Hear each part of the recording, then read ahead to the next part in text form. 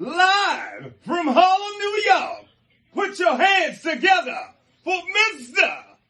Good Bread. You bitch ass niggas. You better recognize and you better like and subscribe. Motherfucker. Is the way he challenges the black elite. He talks about the black elite that's on TV and speaks that honest truth that we've always talked about on this platform, that a lot of times the worst ideas get out to the black community because the Negroes on TV care nothing about actually going in and building for the community. And the reason they don't is because if they do that, they'll be punished. They'll be taken off the platform and replaced by somebody who plays ball. They'll be punished. They'll be taken off the platform and replaced by somebody who plays ball.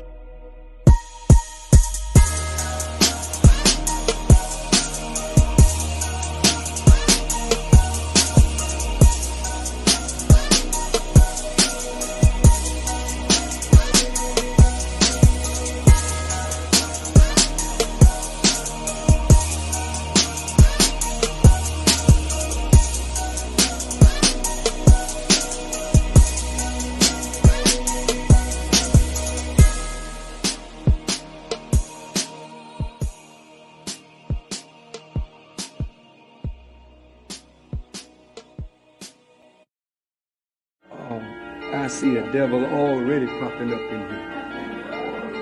Ooh. Brother, if you knew what Allah showed me of you, you would go right away and change.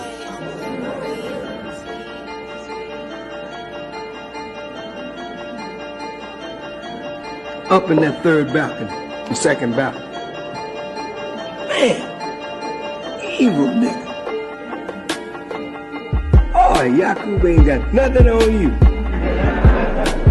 I'm going to tell you something, believers. Some of you are going to try me, and I will show you very quick who I am. And you're going to be surprised. Some of you little crazy Negroes, your hearts so filled with darkness and hate. But if you make the little move that you got in your crazy brain, you won't last.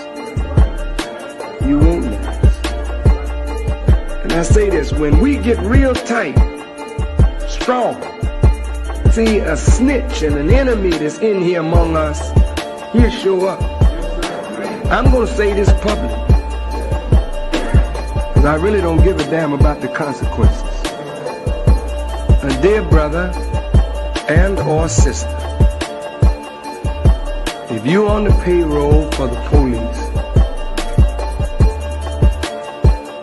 or the FBI, I don't mind you being there. I really don't mind. Because we're not doing anything that we would be ashamed of. So you can be here. It's okay. And even if we knew you was the police, we would not bother you. However, if you work in an evil way to try and break up something good for our people, then we will kill you.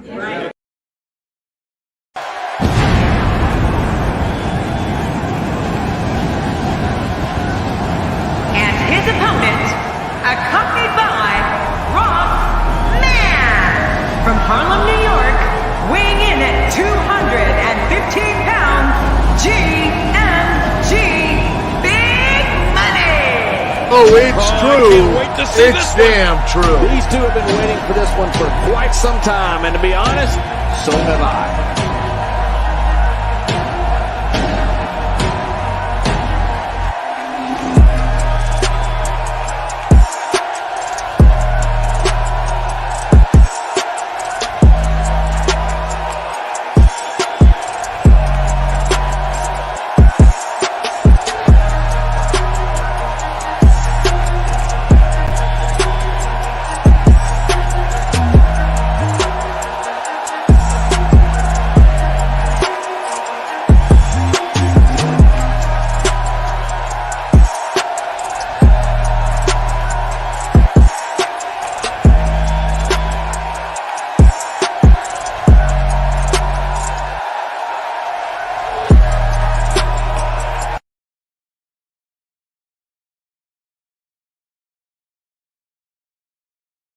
This year, my mom got me the perfect bag for back to school.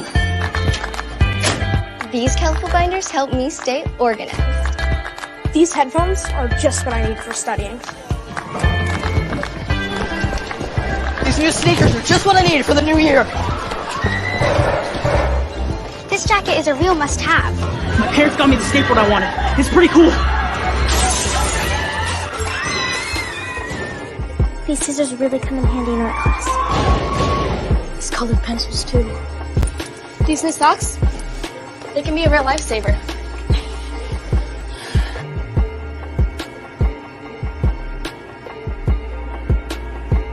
And I finally got my own phone to stay in touch with my mom.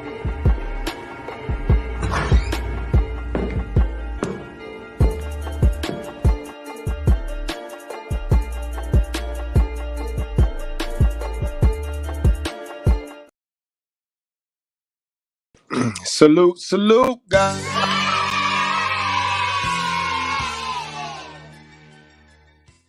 Welcome to class, my guys. Welcome to class, y'all. Hit that like button. Keep in mind, we don't cater to any groups, gangs, communities, religions, feelings, or emotions. We cater to the truth. We cater to common sense, and we do not complicate it.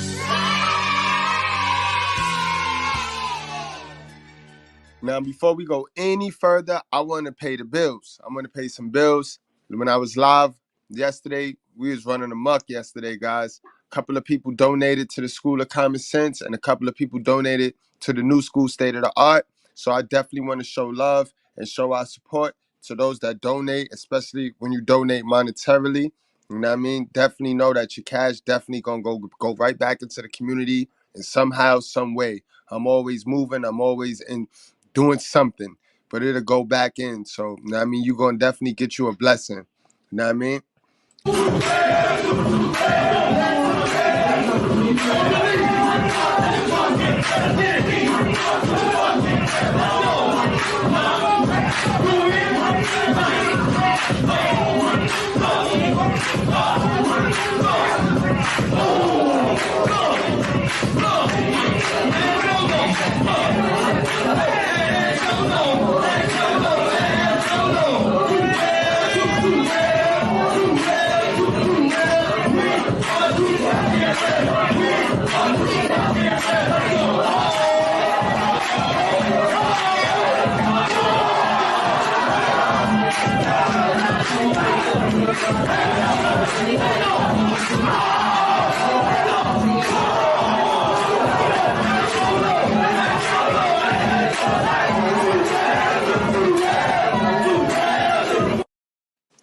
Facts, yo. And salute to my brother, the third Waffle House. Thank you and much love for that $50 piece. Thank you, bro. Salute to my guy, Rob the Barbarian. Thank you for that 20 piece. Much love and appreciation. XL Pro, you already know what you do. Know what I mean? Much love and appreciation. Zone, thank you for this. Thank you for the donation, man. Really appreciate you. Miss Posh Williams, thank you for the donation. Really appreciate you. And Creation Muse, what's going on, my guy? Welcome to class and much love and appreciate your donation, man. That was a 20 piece, man. Salute to you, man. Word. Again, much love to all of those that support the channel, y'all. You know what I mean? For those of you that may not have the funds, share the video. Like the video. That's how you support. You know what I mean? It's that easy, guys. So let's go on and get into what we're talking about today. If you notice, it's Monday and I'm camped down because today, y'all know how I look. You know what I mean? So y'all don't need to worry about how I look. You know what I mean? Besides, I don't need how I look to distract you from our message today, guys. Because how I look ain't important when it comes to the truth. The truth is the truth, guys. And today is Crab Leg Monday, guys. Crab Leg Monday. Now, no disrespect, but you know, I'm a content creator, so I'm finna make some content, yo. Rest in peace to, what's her name now? What's her name? Gangsta Boo. Rest in peace to Gangsta Boo. You know what I mean? No pun intended. But we done got into a habit in this society when the man die, we get on these panels and we sit here and pick the man apart. You know what I mean? Kevin Samuels died, and they sat here and they put all types of drugs in his nose and they put all types of things in the system. You know what I mean? So since we content create, we finna do the same thing for the women. You know what I mean? Our sisters, you know what I mean? Along with that entertainment, we gonna be providing some education. So I got 15 lies our black women tell themselves.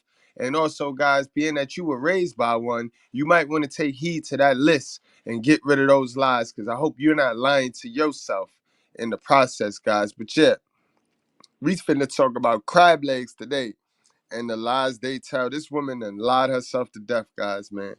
Y'all know how God feel. Y'all know what God feels. So we might as well pop it on off with the biblical, guys. Let me no. That wouldn't even be right. Let me pay homage, because I know a lot of you guys clicked into the thumbnail because y'all wanted to hear some old sympathy shit. You know what I mean? I know how y'all do. Y'all be wanting to hear the sympathy shit. Y'all love sympathy and shit. So let me do it right. Let me do it right. Let me do it right now. All right. Let me catch y'all up, because most of y'all might not know her. A lot of the younger generation might not know who this woman is, because even the older generation on the East Coast, we don't know who she is. You know what I mean? We don't really know who she is, because back in the days, me personally, I was East Coast out. If you know what I mean, Memphis music, I really wasn't knowing. Like, I heard Juicy J's and them dudes, but we wasn't listening, we wasn't running to the stores to buy these CDs. You know what I mean? Only the real music heads was doing that. So let's catch y'all up to speed on this lady right here. Gangsta Boo. Such a masculine name. Gangsta Boo. Shut up, bro. You know what the hell going on there. Ain't not one time did they mention, not one time did they see how they all liars, bro. They all liars, man. They all liars. Not one time did they mention what that lady really, really died from, yo. They know what that lady died from.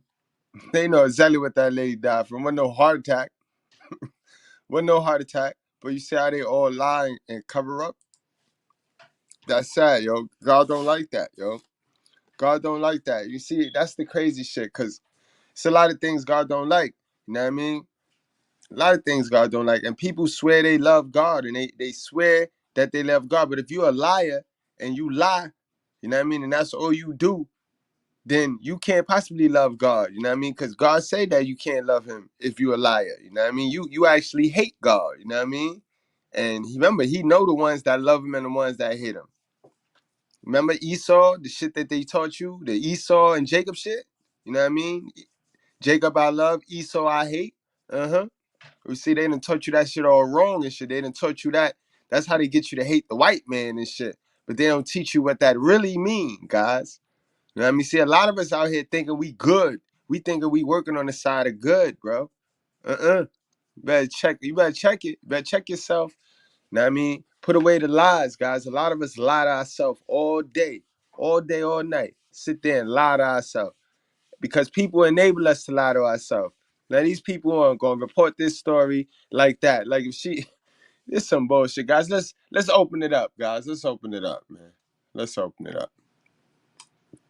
All right, I gotta put y'all on to when I first got a chance to meet this woman, and you know what I mean. When I got a chance to understand who this woman was, and when I first really got my first interaction encounter with this lady, it was on a show, guys.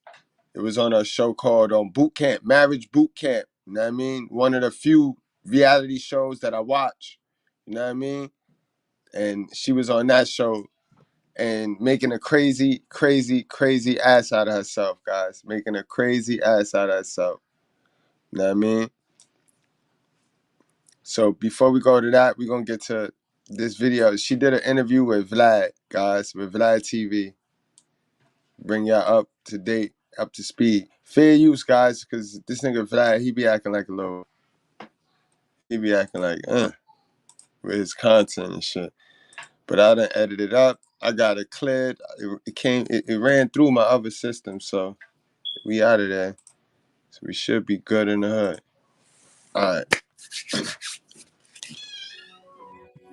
The time you joined 3 6 Mafia, you were on 6 albums with them? When did I join 3 6? Around 94 Ooh, or so. There you go. Right around that time? Okay, yeah. okay. All right.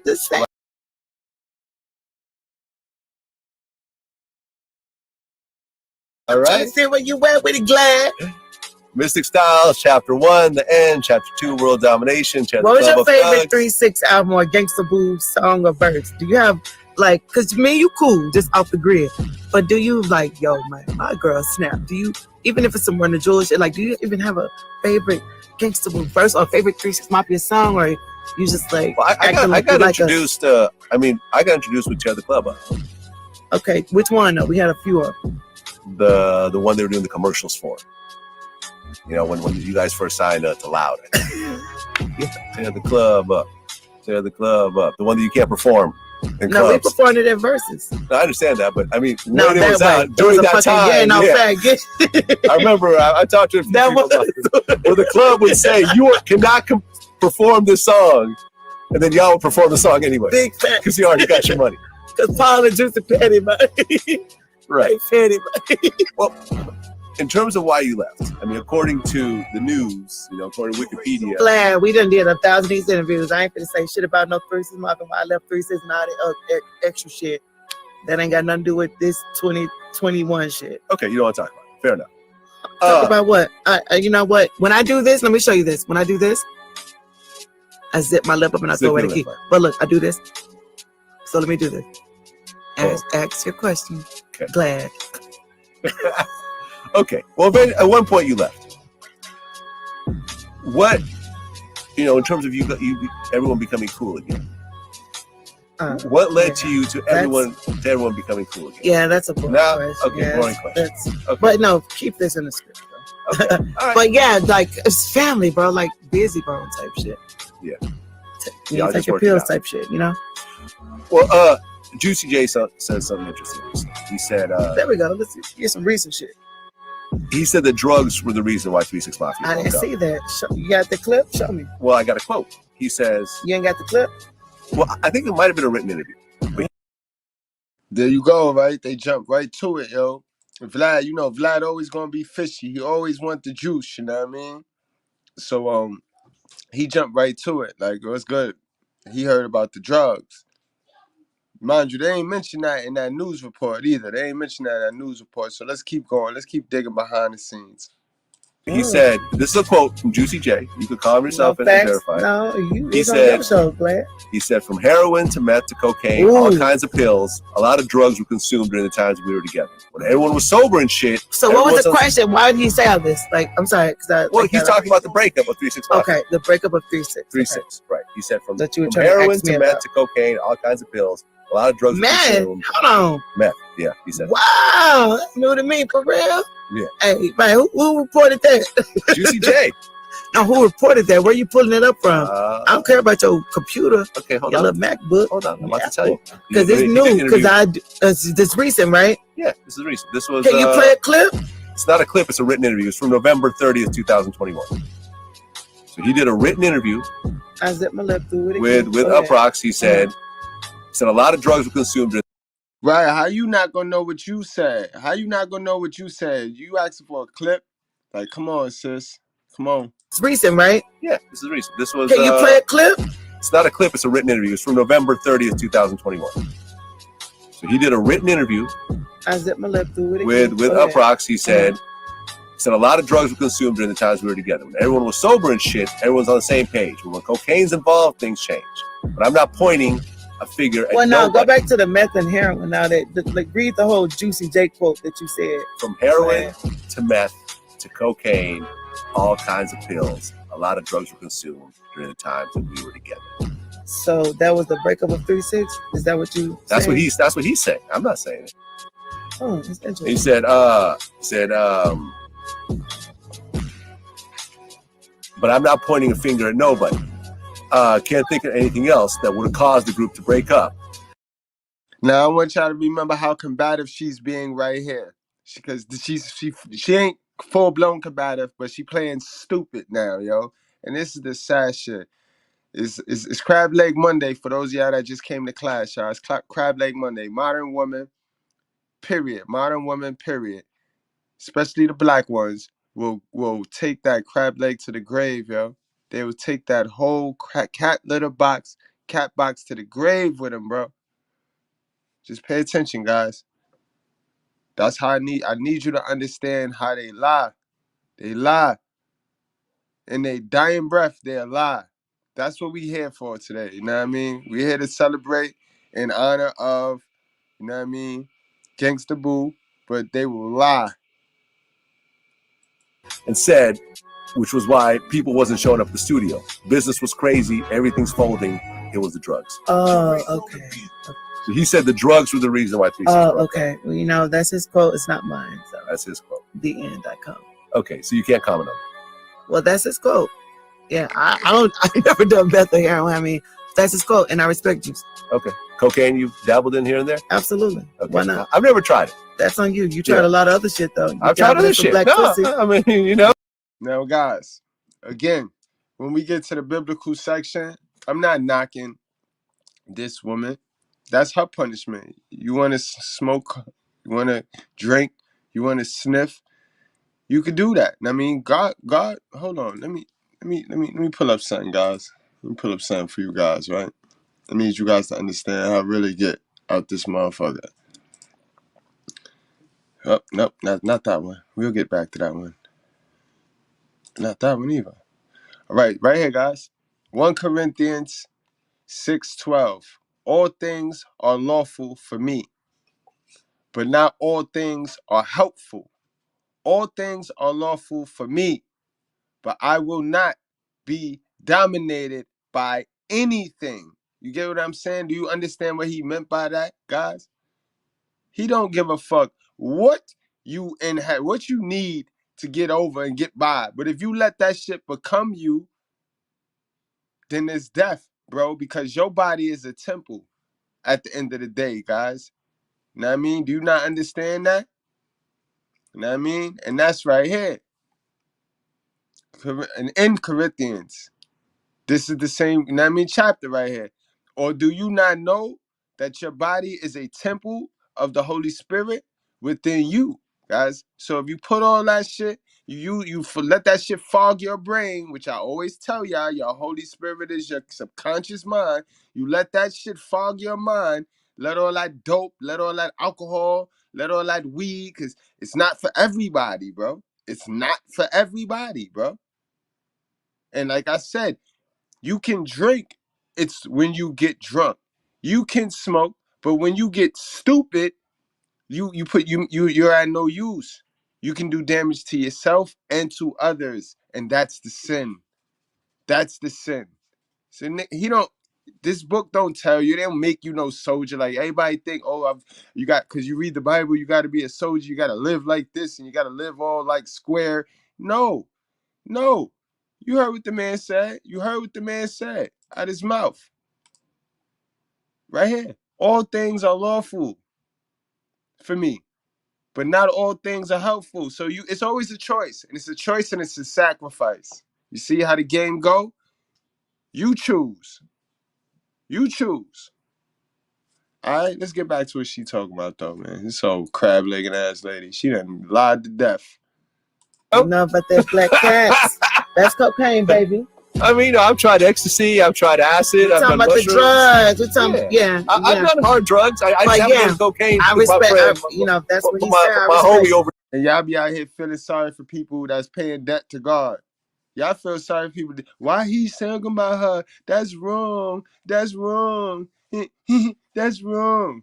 But let a man die, and it be he cheated. Let him say he cheated on his wife and he died. That's good. That's what he get. God striked him down. Why God ain't strike her? God struck her down. God struck her down. Yeah. Oh yeah. He struck her down for lying. Lying lips are an abomination. We know that. Overdosed off cocaine and died. That's why I never tried cocaine. Well, my girlfriend, Speaker Fox, are you familiar with, at least through me, because you cool, Speaker Fox, DJ Speaker Fox? I know who that is, yeah. Female DJ, Atlanta. Yeah. I don't know her personally, but I know who it is. Right. Yeah, she was sober for 10 years. and she fell off the wagon, was on pills, and so yeah, I've had all kind of experiences with seeing people fall off the wagon and overdose and stuff like that. But if that's his quote and that's what he say, that's his experience. And you saw it, man. How you gonna see it and then go do it? You see what I mean? But again, that's her. That was the education she saw. You remember, people learn by what they see. You know what I mean? And if they see and then they're around bullshit, they gonna become bullshit. Guys, remember, our people suffer for the lack of knowledge, the lack of his knowledge, his word of God. They want to make shit what they want to make it. You know what I mean? And you see how it worked out. You see what happened to them, bro. But y'all don't go feeling this. Don't go get yourself all distracted and start fucking with your spirit and shit. You just learn from these people. Learn from these people, bro. They all devil puppets, and he spit them out and sent them off all junkies and on drugs and shit. You know what I mean? After they do the bidding for us, she helped. She was part of that 3-6 Mafia shit that helped get the kids stupid today. Is why the kids is lean and scissor and all that stupid shit today. These niggas damn near might as well smoke crack. These little niggas might as well smoke crack. It's because smoking crack don't look fancy. So if you make it look fancy, these little niggas will smoke crack nowadays. They'll smoke anything nowadays. And these puppets had a big part to do with that. So it's only right they dropped like flies at 43. So y'all feeling sad? Y'all sad? Y'all sorry? Y'all sorry, right? You should feel more sorry for your kid and what your kid go through because of them than them. Fuck wrong with y'all, yo. Hold on. We need to ad-lib out this motherfucker. Boy on fire today. Boy on fire today, B. We need to ad-lib out this motherfucker. Which one we gonna get? Which one we gonna get? Oh, it's true. It's damn true. Motherfucking right. Experience. It's not mine, so. Well, I mean, 3-6 I felt was the first really big, rap group that really talked about hard drugs. You think that? I think so. Well, see, a lot of times I be living in an out-of-body experience, so it's like, fuck, I'm like Lola, but I'm like, fuck, I'm Gangsta Boo. So, maybe we did, maybe we didn't, I don't know. Yeah, I mean, I didn't know about syrup. When you did, you fucking cap. Sipping on some scissor was the first time. We got that from Houston, man. I know you got it from Houston. This is what people talking about. But, oh, I see. This is what folks talking about. You cap. I'm capping. No, I mean, listen, I'm sure a lot of Houston artists talked about syrup, but no song got as big as Sipping on Some Syrup. We had Bumby on that motherfucker. Yo, I love addressing mental illness because mental illness is quite simple and it's quite easy. You know what I mean? Mental illness is when you know in the back of your subconscious mind, which is your Holy Spirit, you know the good. You know God's word. You know it because somebody in your family, something in your upbringing brought you to his word. And you know what I mean? That's when you know his word. But you see what this worldly shit is doing, so you want to partake in the worldly shit, kind of like Ruth when she looked back and then she got turned into the salt pillar because now that's how a woman is. They salty and then they running with this mental illness shit. You see, stop fighting your overall ability, your overall biology with what the government is programming and what the propaganda is pushing. Because the propaganda making women feel like something is being took from them. So it got them fighting and exerting energy that they should be putting elsewhere into really taking over. I mean, the same way they tricked the black man into not knowing who the fuck he is, got him running around here like he's Tony Montana or Tupac. It's the same thing they did to our sisters. They tricked our sisters, got them feeling like they motherfucking oppressed, like somebody coming after them. And the only person we need to protect the black woman from is her fucking self. But they remove us from them so that y'all can just feed into the system. And that's mental illness in its entirety. In its entirety. And the women that want to hear that will recover from the mental illness. But the women that want to refuse that truth, they will suffer. Oh yeah. They gonna suffer. You know what I mean? And at the end of the day, I only got one question for them. How many baby fathers do you got? Answer me that. motherfucker and Pimp C. What is you talking about? Exactly. Yeah. But it was still, but it was a 3 6 Mafia song. Yeah, but we had the originators on that motherfucker. We was talking about this shit. That's some Houston shit. DJ Screw. You don't fuck with DJ Screw? DJ I'm Screw, saying like to a certain degree, but yeah, I'm not into Screw music. So what? I tried lean. No, I tried lean one time. Me too. Riff Raff gave me some lean and I fell asleep.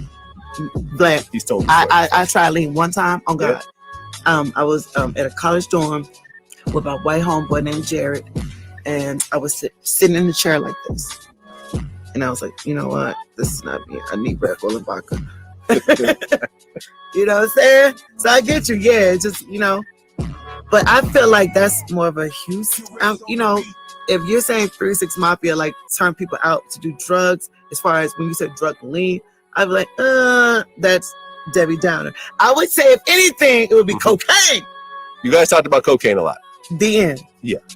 And I felt like no other rappers talked about cocaine. You need to, I don't know. I listen to a lot. You only listen to rap? You don't listen to rock? I listen to rock. But I'm talking about rap. You know, he talking about what y'all got paid to do. Y'all got paid to promote that shit to make it sound cute. You know what I mean? I mean, it was already popular. It was popular on the low, though. Cocaine is not new. Like, cocaine was popular on the low. It was a rich person drug. It wasn't a poor person drug. It was a rich person drug, bro. It was some real, you know what I mean? Disco shit, you know what I mean? 70s shit. Niggas will pull out the dollar bill and just smoke it right in front of you, like sniff it right up. Don't worry, don't mind me, youngin'. Like, fuck you mean, don't mind you, nigga. Fuck you. Why your lip like that? Why your jaw hanging like that? What's wrong with you? Rap. There you go. Yeah, I'm talking about rap right now. Period. Oh God. Yeah. You know, I mean, there's lots of rock songs that talk about cocaine. You know what? I was turned out. 3 6 Mafia turned me out. Yeah. This is a good. And I'm not gonna lie, I'm glad you said that, because a lot of my sisters did get turned out by a simp nigga. I ain't say a pimp nigga, I said a simp nigga, you know what I mean? A lot of niggas couldn't control their female, so they drugged their female, and that was the only time they could control her, you know what I mean? Come to find out, after she got addicted on the drug, you know what I mean? And he left, and she just stayed addicted on the drug and went on to the next, you know what I mean? But this is sad shit, yo. That's sad shit. But that's a whole fact, guys. You know, I call it down the middle. A lot of our brothers got these bitches out here addicted because they couldn't they couldn't get her to be submissive and sober and shit. So they drugged her. That's fucked up, yo. I tell y'all, these old niggas fucked the bag up, yo. Man, why we couldn't have 1,000 G-mans, yo? If we'd have had 1,000 G-mans, this generation wouldn't be fucked up as fucked up as it is. Cause these old motherfucking boomers, they fucked this shit up, man. They fucked this shit all the way up, B. These niggas, man. Fuck, man. God damn it. We gotta pay for this shit. The little young woman running around here talking like if we them. They giving us their storyline. Like, nah, chick, we want to live in your house. We want to go fight. We want to go half with you. You know what I mean? Silly niggas. But that's the vibe that these niggas is on nowadays. But we getting punished like if we the boomers. You know what I mean? Like, goddamn, sheesh. Goddamn, we wish all it took was a 40 and some sweet nothings to get your ass, man. Damn. Fuck. Damn, I can't believe this, man. Word. They say something to you? Listen to me. Hey, listen to me. Hey, shut the fuck up. Who taught you how to be this stupid? Were you fucking born this way? You're fucking kidding me. Clip for your ass. You got turned down. That's so many clip. Gave my nigga clip. But yeah, no, but for real though, yep. Yeah. No, I mean, listen, it is what it is. I mean, you guys were getting how you live. You know, you guys are being honest. You guys are being honest in your music. You know, and I think. What you mean by that though? Being honest, I mean, because a lot of people think we're devil worshippers too. So when you say being honest, it's like Lord, like we have. Well, when I say Lord, rest in peace, the King, but he talk about that's that guilty conscience. She tripping up and shit. You know what Vlad know what y'all do. Y'all all the devil worshippers. Y'all niggas, y'all taught niggas how to. Y'all ain't teach. Y'all promoted and pushed the narrative that coke is dope. You know what I mean? Coke is dope. flesh, and I talk about being the devil's daughter and stuff. So when you say getting how we live, it's in our music. You gotta be specific, Glad. Well, I'm saying, I forgot who said it. It was some interview a while ago, but basically someone in 3-6 was saying how a lot of rappers do coke, but no one was, brave enough to talk about it. I think Memphis motherfuckers arrogant like that to say that. The arrogant. Yeah, I mean, they gotta be arrogant. Look at the fucking name. 3-6 Mafia. Like, come on now. 3 6s? Like, come on, man. Ah, man, these people is crazy, man. Absolutely. You could trust Love Dorsey, Candace Owens, but I wouldn't trust the rest of them. Yeah, we arrogant shits. Motherfuckers been talking about yo. But also real shit. I don't know, bro. You know, I just I was in my Memphis bubble, in my 3-6 Mafia bubble. Well, when I interviewed DJ Paul a while back. But what's your point, Glad? My point is that we're talking about it. Why? Everything. But no, because I want to help you. I'm trying to help you. I want to what do you like the drugs and the conversation? Like, what are you seeking from? We were talking about why 3-6 broke up. We wasn't you. Bitch, they want you to go to some intervention. Fucking AAA, nigga. The fuck wrong with you?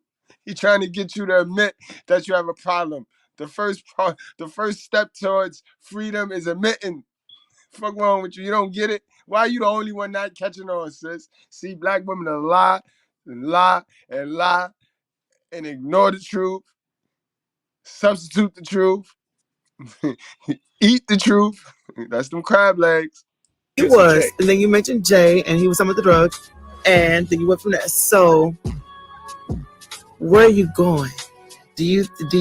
I mean, like, because it's like, I feel like it's nothing new under the sun. Yeah. So it's like rap, rock, like whatever. You know what I'm saying? So for you, honestly, like, all bullshit aside, you like, what's the real, like, what do you want to know? Because you got the greatness in your presence. So just ask me, like, you quoted a whole Juicy J quote. Yeah. So I'm just looking at heroin and meth and all that type of shit. I'm like, whoa, that's mind blowing to me. I don't know. I've never tried meth either. Heroin looked like brown. I've never tried heroin. Hell, not me. I'm just like, never tried heroin. What have you tried, Glad? I've tried X. Have you did ecstasy? I have. Molly? Isn't that kind of the same thing? Is ecstasy, Molly kind of the same? Kind of, sort of. I don't know. I'm not white. I think by the time it was called. Wait a minute. Did she say I'm not white? Wait a minute. She did. Okay, this is what we're doing here? You're gonna pull the fucking race card on me. Don't go there. Don't give me the fucking race card right now. Absolutely. Fuck that mean you not white. Quote. Yeah. So I'm just looking at heroin and meth and all that type of shit. I'm like, whoa, that's mind blowing to me. I don't know. I've never tried meth either. Heroin looked like brown. I've never tried heroin. Hell, not me. I'm just like, never tried heroin. What have you tried, Glad? I've tried X. Have you did ecstasy? I have. Molly? Isn't that kind of the same thing? Is ecstasy, Molly kind of the same? Kind of, sort of. I don't know. I'm not white. I think by the time it was called Have Molly, you did acid? I've done acid. In fact, the first time I did acid is the night I decided to be a DJ. Doing acid kind of triggered something in me, changed something. Was lit. Yeah, I was a Burning Man. You know about Burning Man? Yes, I know. I was high off acid at Burning Man, and I got in a drum circle around while everything was on fire. And me and this dude was drumming, and everyone came in and started dancing, and I'm like, ooh, I like this feeling. I like this feeling. So, acid, mushrooms. Like, what's because I never did acid. I did ecstasy before. Ballers, the song Ballers, we be on some twanky. Remember that song? My whole verse, I was on X. I was 18 years old. Okay. X out. Yeah. And I said, I don't forget. I was like, I was on X. I was like, what did I say about X or some shit? But anyway, but it's like I fell off all this shit because I don't like to swallow something that I don't know what's gonna do. I know it's so weird nowadays, but I just recently took a mushroom. Yeah, in what'd you think? September. What'd you think? Mushroom. The only thing black girls don't want to swallow, and I'm gonna keep it real, because they lying, she lying, she crab legging this whole interview. She'll swallow anything, B. She's a fucking liar, yo. The only thing black women don't want to swallow is their pride, bro. They'll swallow your whole, you already know, bro. They'll swallow it, but they will not swallow their pride, bro. Mushrooms are fun. I've tried mushrooms a bunch of times. But this is like my first time. Have you did mushrooms? I have. What's the difference in? Because it's like, man, like you talking about, you became a DJ behind fucking acid. They say fucking, what's the dude name with the Apple shit? Steve Jobs. Yes, I just feel like psychedelics are kind of judged like pit bulls. Do you feel like that? Like it's like a judge, like people are judged of doing But what's the difference to you? Acid, mushrooms. If you had a choice, mushroom. I tried acid once and I was done. I'm like, this is a rough drug. Mushrooms, I think more mellow, sort of more of a, you could mix microdosing or. No, I mean, I had it once when I just popped it in my, just popped the caps in my mouth. Other ones I had once in tea, which was a little more smooth. I was doing mushrooms every weekend for a while. Yeah. So acid, that's terrible.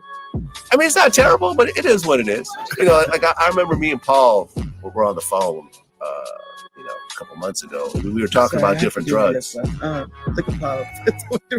Hey, man, you a real boy. They don't even know it. Yo, honestly, guys, think about what we listening to right now. We sitting here listening to two prominent influencers.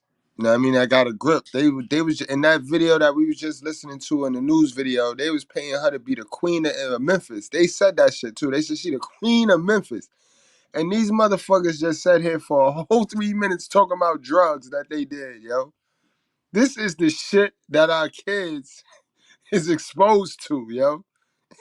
Listen to these junkies, yo. Two motherfucking junkies, y'all. Two motherfucking junkies, yo. Guys, we got to. Come on, you stayed in there. You should have pulled out. You stay in, you know what happens. All right, come on. What are you, stupid or something? Even Paul involved to a different drug. Paul be living vicariously through motherfuckers. I fuck with Paul. Paul, like me and Paul are I mean, Paul fucking raised me. He hate to fucking admit it, but it's like, that's his fucking fault. He didn't raise me. I'm Lola Mitchell. I'm Cedric and Veronica's daughter, but I'm definitely a spot of DJ Paul. Yeah, but we were talking about drugs, and he was saying how, like, the difference between something like a cocaine and a pill is that if you start taking coke and you start to feel like, okay, this is too much, you'll just stop. Once you pop a pill, that's it. Yeah, that's why I fuck a pill. Yeah, I'm God. Yeah, I'm good. And I never, I popped ecstasy, but I've never done like oxy or What would be considered an opiate? Like oxy? Or like a Xanax? Perks. What's an Adderall? Have you ever, like Adderall? Adderall that's a little different. But that's like what white folks do in college or something. Yeah, so it's like focus really exactly. Why does she keep labeling these drugs like if black people don't do these same drugs, but they just got a different name for it and they package it different, yo? You know what I mean? We call it angel dust. You know what I mean? What the fuck wrong with you? We call it diesel, dog food. Fuck wrong with you? And you know what? I should say that. I'm sorry. Because honestly, like my nephew, I remember he was taking Adderall to, and he was just like, Auntie Lola, he didn't like the way it made him feel. He felt different. Yeah. And we told him, like, you don't have to do that, nephew. You know what I'm saying? Yeah. Yeah, pills, they hit different. Like, so. Yeah, I don't rock with pills. And by the time Molly came around, it was called Molly, I was already off the whole ecstasy. That way, same. Because with ecstasy also, I realized I just have too much shit to do once in my the life. double stacks and triple stacks and all this shit started coming, I was like, you know what? The next day, you're so fucked up. I'm like, I was just like, I can't function the next day. I'm straight. No thing. Yeah, guys, and that was that little interview right there that they did on the Vlad. That was the Vlad interview. So just in case you ain't know about her, or you ain't know, I mean, that lets you know how deep into the drugs she was. So now, guys, let me show you something, right? Let me explain to you. Let me tie in how I first seen this lady live and direct. Know what I mean? Fucking with Mrs. Goodbread on her shows and shit. Know what I mean? This lady was on the show. Know what I mean? And she got a white husband. It was called Marriage Boot Camp. You know what I mean? So, you know what I mean? Something was found in her room. You know what I mean? There was lie detector test day. So they asked them to clear the room so that they could set up the lie detector test in their room, right? So that they could take the lie detector test. During them setting it up, the producers, they ended up finding some coke, some cocaine, a baggie with coke in it, coke residue in it, by her jewelry box. Mind you, while they were searching for this jewelry box, while they was setting up the room, she was itching to get her ass back into that room. You know what I mean? To get to this jewelry box. Shit hit the fan, and all of a sudden it's not hers, and now we're gonna take it from there, guys. We're gonna take it from there. Dr. Ish is one of the hosts on the shows, and he sat and talked with her. Let's get on into that. Knowing what we just know, just keep that in mind. Here's where we are. They were in your room setting up the drill, the lie detector, moving some things around. They went to that back table where there was a lamp on it, moved the lamp. And beside the lamp, you found a baggie with a white powdery substance. Don't know what it was, don't know whose it is. Oh my God. Tell me what it is. I don't know what that is and what y'all talking about, for real, for real. I've been like, I honestly don't Lies. know at all. And if it's like this at this point, man, I'm just like, I'm over it. I don't have nothing on me. They searched everything. Stop if it's lying. something in old clothes or whatever, but do you want to vouch for that? Like, I literally don't even know. We on mic right now. I'm done with it. I'm just done. Like, Keep in mind how she wanted to involve her husband, and that she want her husband to lie for her. She want her husband to lie for her. You see how they use the title. So these women don't care about the marriage. Like, they don't care about the integrity of the marriage. They just do everything for the title. Like, if the title give them an upgrade, they go from modern woman, and where they get the privileges and the perks of being just a modern woman, to go into a motherfucking mother. Now they get the perks to being a mother, and then they go to, I'm a wife. You know what I mean? So it's levels to them. They playing games, because the man don't care. They care about the title more than they care about the man. Peep game. Peep game, guys. She actually wanted him to lie for her. So how did it get there? I don't know. I don't even know what's in there. I wanted my jewelry. I don't even know. They searched everything. It was next to that.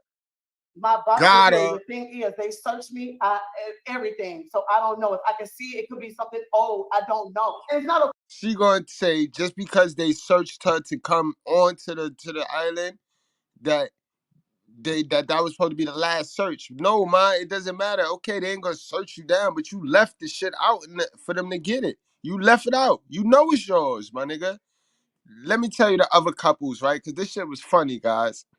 Shit was dead funny because the way they edited it, they had me and Miss Goodbread in here fighting, like itching. Like, what the fuck? They had you had Lyrica and A1, them dummies. You know what I mean? You had them dummies in the house. You had Rich Dollars, and you had his girlfriend at the time, some little light skin joint. And then you had K Michelle and her whole simp ass beta male ass man. You know what I mean? It was a house full of them, but you knew the coke was her. You knew, no matter how they edited it, you knew the coke was hers, yo. Or it might have been A1's. Maybe you think it was A1's or Lyrica, but for some strange reason, I knew it was hers, yo. I knew it. And to mind you, I ain't care about her. I ain't care too much for her. I knew she was in 3-6 Mafia, but I ain't pay no mind to her up until this point right here, this scene.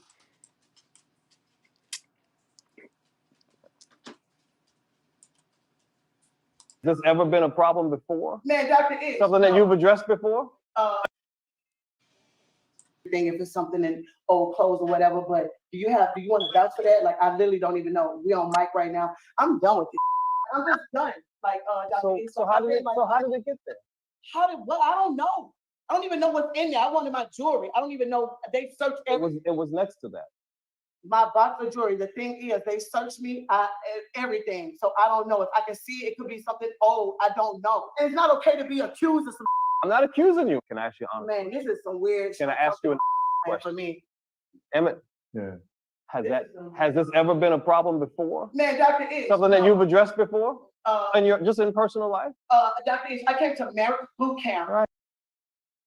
Yo, she mad now because now he gonna go to Emmett. Emmett is her guy name. He asked, now he addressing him. He took the ball out of her court. He addressed Emmett. No, modern women don't like that. Don't talk to my man without me. I gotta control him. They pick niggas that they can control and boss around and be fragile. Now they pick fragile niggas for this reason right here. So when Dr. Ish turned to him and like put the ball in his court, you know what I mean? She ain't feeling that shit. She finna walk out now. Now she finna totally total the whole shit and act the whole nigga. Can I ask you a question? For me, Emmett? Yeah. Has this ever been a problem before? Man, Dr. Ish. Something that you've addressed before? Just in personal life? Dr. Ish, I came to Marital boot camp for me and Emmett. Right. Not none of this, and it's making me uncomfortable. Would you like to Emmett, help me? are you ready to go? Hold on. What I like what? I said, if that's an issue, Hold on. What I like what? if substance has been an issue for you in the past, okay? I'm not saying it has been. I'm not saying it hasn't been. Gotcha. But if it has been, and once you leave here, you feel like that's something you would like to further address, Gotcha. I have some recommendations for you. Gotcha. Okay, I'm going to pass that to you. Thank you. Okay? Absolutely, KDH. She a whole crab leg of a lie. It's sad. Now she ready to run out there. And it's sad because the man came there to get some motherfucking counseling. To get some counseling. You know what I mean? Some help. You know what I mean? I don't know why he would want to be with her anyway. And remember the yesterday live when I was talking and I was piloting with La Original and we talked about why it's important for the man to have access to the woman's finances. Imagine if this simp right here don't got access to her finances, how much money she is blowing and sniffing, how much money go on her nose, bro. By the time you look, that's like I said, like that's like trying to sail a ship and she poking holes in the ship, bro. So you know what I mean? Before you know it, you're going under. You going under. No matter how much water you take out of that shit, she throwing gallons upon gallons in it. It's over for you. You know what I mean? You got to be careful who you link with. You got to be careful who you call your partner, bro. And it starts with the truth. If you gotta lie to your woman, if telling the truth make your relationship uncomfortable, then it's not it. That's not who God sent you, bro. God's sending you somebody who you could be the absolute you next to, bro. Word. You could be the absolute you, but become the best version of you too. Don't get it twisted. Don't sit there and think, oh, somebody supposed to like me for me. No, they supposed to like you for the best version of yourself, bro. All right, same shit I tell the ladies, yo. Ain't nobody gonna sit there and like no lump of lard, bro. Ain't nobody gotta like, ain't nothing in this Bible that say you got to entertain ugly, bro. Fuck out of here. You know what I mean? Oh, it's true. It's damn true. Right, guys, let's move it along. Let's keep it on that subject. Let's keep it on that talk show right there. Cause it was a couple of times where she showed the crack and the drug came out of her and how she handles situations, guys.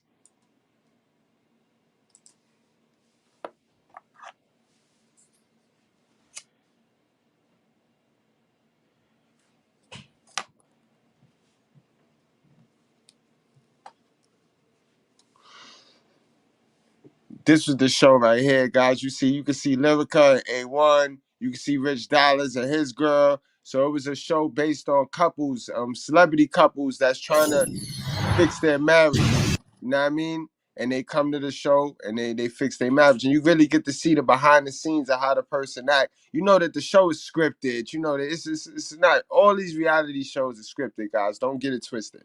You know what I mean? But you do see a little, you get to see the spirit and the energy of the person, of the actual celebrity, though. You get to see that. They come up from behind that mask and that wall of perfection. Yeah. Gangsta Boo I and love my this. man Emmett. Now, Gangsta Boo, the only thing I want to say is this. To learn, you have to get off of your position. Be specific. What do you mean? You have 100% of control of what I see tomorrow. 100%. Right. You too aggressive and you controlling. You try to control every fucking thing. She told you the truth. Black women, they lie so much that this is why they can't intake the truth.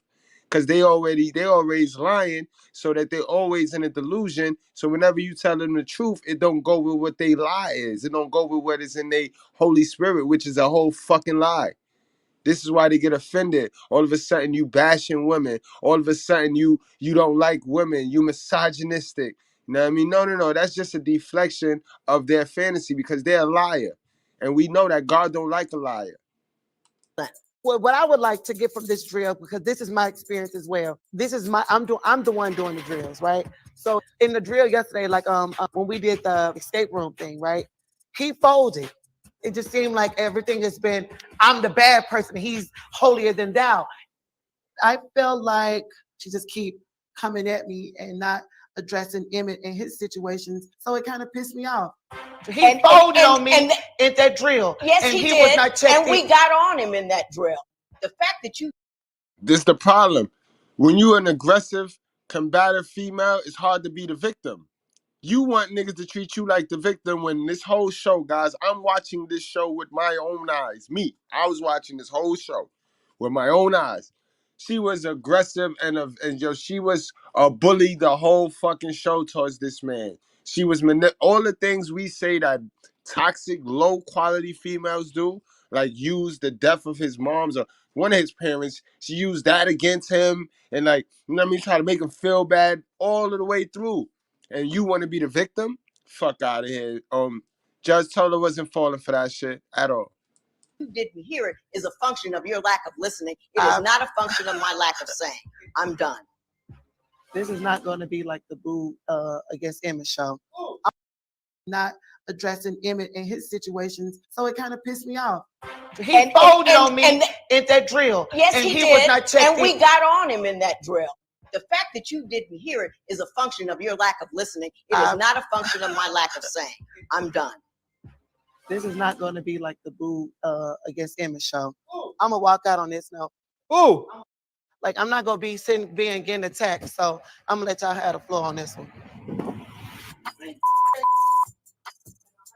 I'm tired of them acting like they're holier than thou.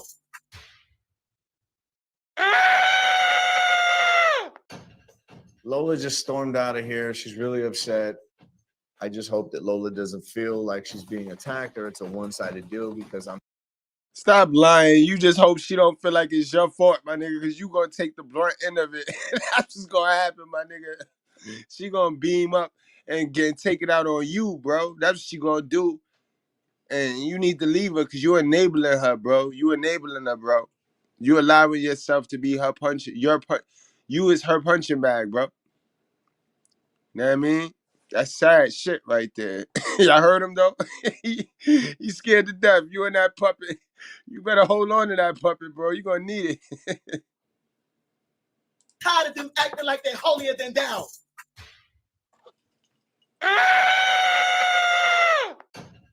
Lola just stormed out of here. She's really upset.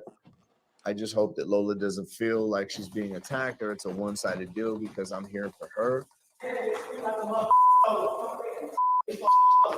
don't appreciate that shit, Dr. East. I've been saying. Come on, let's go talk. Come on up, Emmett. I'm tired of being attacked. Talk to me. Tell me what upset you so much down there. It's like me and him gonna be cool regardless. Okay. Y'all don't know us like that. Right. The drill yesterday, I would have like the escape room drill. Okay. He ain't been. Now you want to be a victim. Y'all don't know us like that. So now you want to lie on him. Now it's not about that. This is, yo guys, this is part of the reason why I really don't like mentoring couples. And I don't really get a lot of couples because the women always want you to take their side. This is why I don't advise you guys to go to these marriage counseling and this shit like that. Know what I mean? Bro, that shit right there is is that shit's sickening. They're gonna sit there and paint you as like you crazy to appease the women because they know women emotions. It's not gonna allow them to do their job, which is to tell this bitch the truth, bro. You know what I mean? So they gonna lie and eat crab legs, yo. And held accountable that he done. Emmett, do you feel like we were holding you accountable yesterday? Or did you feel like you let be honest with me, do you feel like we let you slide? Because you shut all the way down. But you think the number is like hidden on here? I have no idea. In the envelope, so do you think so? I know you don't have an idea. What is your thoughts though? Do you think so? I'm tapped out. I don't know. Hey, she said you got the space. Yeah, he was tired of you yelling at him, sis. He was dead tired of you yelling at him. That's all that happened. Be honest. What do you think? I haven't seen it, man. You folded yesterday on me, and to me, Dr. Issue wasn't really. I wish you could have heard the one-on-one we had. Right, but it wasn't about you. But that's a one-on-one. It wasn't in front of people. Every time y'all in front of people is what I'm doing to this man. This man took me through some. He's here with me. For work on. I brought this. He didn't bring me. It's not fair. You want some more public accountability. I guess it doesn't. And I'm learning from you. I'm not a doctor. Okay. I'm not a psychiatrist. You don't have to be to understand how you feel. I'm in the game. I want to be saluted for being in the game. And I also think that Emmett want to get his valuable tools out of this as well. But you still need to be outed in front of the group. That's what everybody else been outed. So I think. Hey, Adrian, I never knew you to be a hell of a mother. Time needs to come. And yeah, guys, that was how she ended her show right there. That's how she ended her time on the show. And then she ended up having the nerve to go on Drink Champs, where Nori didn't even ask her nothing about nothing. He wasn't even thinking about nothing, but she invited this conversation to come back. Now, that's how you know. She eventually was kicked off the show, you know what I mean? And then she goes a month later and bring it up on a whole podcast, and he ain't asking no questions. So you was thinking about it, man. You know it was true. That shit was yours. So let's listen to her talk about what we just saw with our own eyes. I was accused of something I didn't do. What you did? You accused me, nigga. You saw it. Let's go. You saw that shit. See, she said I was accused of something I ain't do. Niggas like, what you was accused of? She like, you saw it. He like, nah, I ain't see the shit. What happened? Why you go talk yourself right into, making yourself look crazy again, sis? You could have left that all the way alone, bro. That's the problem with lies, bro. You got to keep lying and keep lying. Leave that shit alone.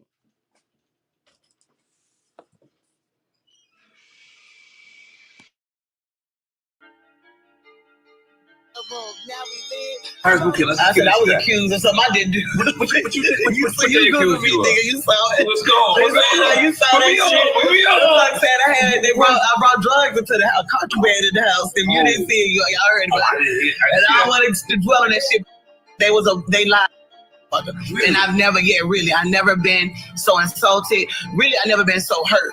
And I bawled. Kate Michelle called me because she was on the show. That was my first time even doing reality TV. Long story short, I take my charges. Whatever I do, I own up to what I do. But when I saw that shit and the fact how they just edited that shit and did that shit, I just couldn't believe it. But what was it, weed? Man, I don't know what the fuck. I never saw shit. I don't know what the fuck. Weed straight up. Dude walked over there and said it looks like Now, fellas, now we stupid. What did we just hear? Witness, yo. Y'all can go witness it for yourself, yo. What did she just talk about? Her and Vlad for a whole 3 minutes just talked about cocaine. Yo, wow, yo. Wow, yo. This shit unbelievable, yo. They will lie. You know they lying. They know you know they lying, and they will still lie, yo. That's fucked up, yo. They can't help it. They can't help it, yo. Meth, because I had to, my boy, meth. Looks like meth or he eyeball work like gorillas. Looks like meth or cocaine to me. I'm like, damn, doctor, yeah, because I can eyeball work. Damn, doctor, so you can eyeball work now? Yeah. Okay. Doctor, cool. Yeah, you're the doctor. Like everybody walking around the house drinking on prescription pills. Cool, doctor. Very true. Yeah, fucking very true. I got assaulted, and I don't like that shit. I thought you was gonna bring that up. So, but I ain't gonna dwell on it. But you know, did you have to quarantine? Yeah, I did quarantine. My season was right after yours. Yeah. I had to quarantine for 14 days. You know, and didn't film for 14 days. You know what? But the thing is, they wanted to turn up because they said y'all season was whack. Yeah, we was whack. They said y'all was whack. Yeah, we were whack. We didn't throw no drinks. We ain't had no fights. I ain't disrespectful. They was seeing they needed something. We was cool by y'all. They wanted that shit. KDH, that's a point.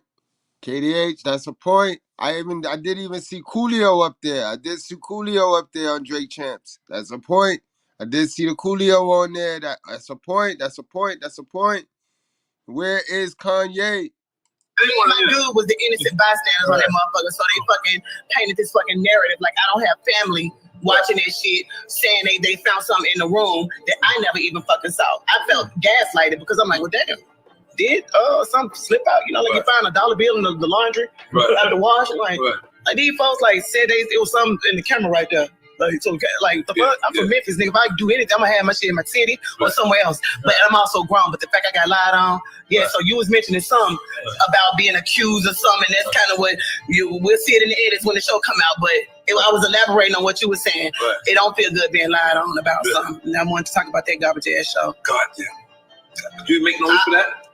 Did we make noise for that? I was about to say, I ain't trying to burn no bridges, but fuck that show. That show garbage as hell. I was a fan of that show. Fuck that show. I was a fan of the show. Yeah, we can make noise. Fuck that motherfucking show. They lied on me.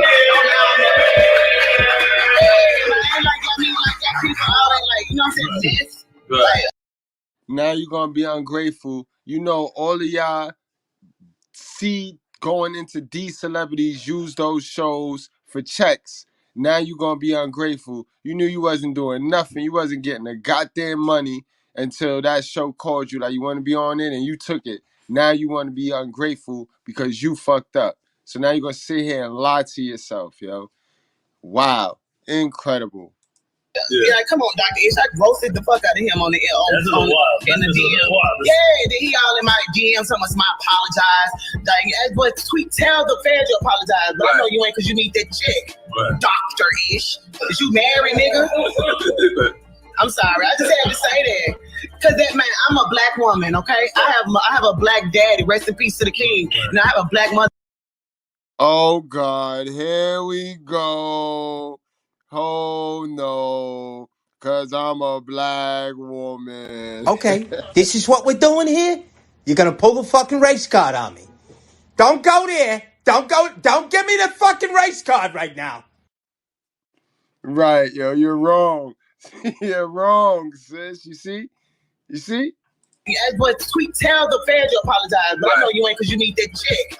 Dr. Ish. Is you married, nigga? I'm sorry. I just had to say that. Because that man, I'm a black woman, okay? I have a black daddy. Rest in peace to the king. And I have a black mother. I have a black brother. And I'm just not talking about black on some, always being on the race stuff. But it is fucking true. And I felt attacked on that motherfucker. The edits were shitty. And am I lying? How did you feel attacked, my nigga? What the edits got to do with anything? You was itching at the door for that box after they told y'all to take all y'all stuff out so that they could set it up in the room and they couldn't let you back into the room. You wanted that jewelry box though, and that's where the shit was found at.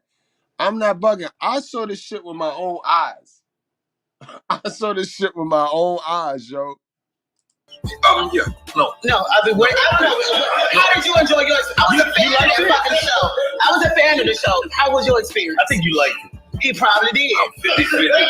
I'm 50-50. You know what? And there's nothing wrong with that. It was nothing wrong with that at all. Because I'm going to be honest, I needed that at this time. DMX had just passed. And that money was good. You actually had a breakthrough on the show. There was a breakthrough. They took my phone, yeah. No, I'm talking about emotionally you had a breakthrough. This nigga yeah, but my father, yeah. But what's fucked up is they think y'all boring. Something positive happened. My father, yeah, I broke down. Yeah, definitely.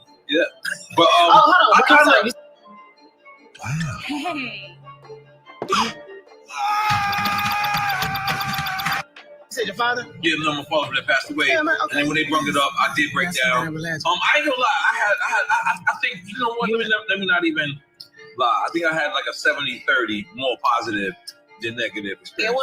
It was an amazing experience. I felt comfortable. I felt like myself. I wasn't trying to be all glammed up. Right. I felt like myself. Like now I feel vulnerable. Like in a good way. You know what I'm saying? Right. I'm high strong. If people Google the fucking word, they'll know what the fuck it means. Right. Some people are fidgety. Some people have certain, when they get nervous, they do certain shit. And I was all of that. But the way Dr. Ishniam was narrating it and with the edits made it seem like something else other than what it was. And I have a problem with that. You think it's Dr. Ish and Judge? No. Well, you know what? I think it's the show. No. You know what? Okay, let me. I think everybody involved is guilty of whatever narrative, right? But I do know they have to produce some white man is. Right. Okay, but as a black man, yeah, they threw me under the bus, and I don't like. That's really all. That's all I know how to say. I thought it was pretty low class, and I was a fan of the show. It went from an A-list show to me to a fucking C-list, D-list. I would never motherfucking recommend therapy. That's mad corny, cause you got, yo. So, that's corny, yo. That's corny. And then she want to use the race card because he black, cause Dr. Ish is black. He was supposed to condone your foolery. Come on now. Niggas is smoking weed and shit. You go bring that baggie there.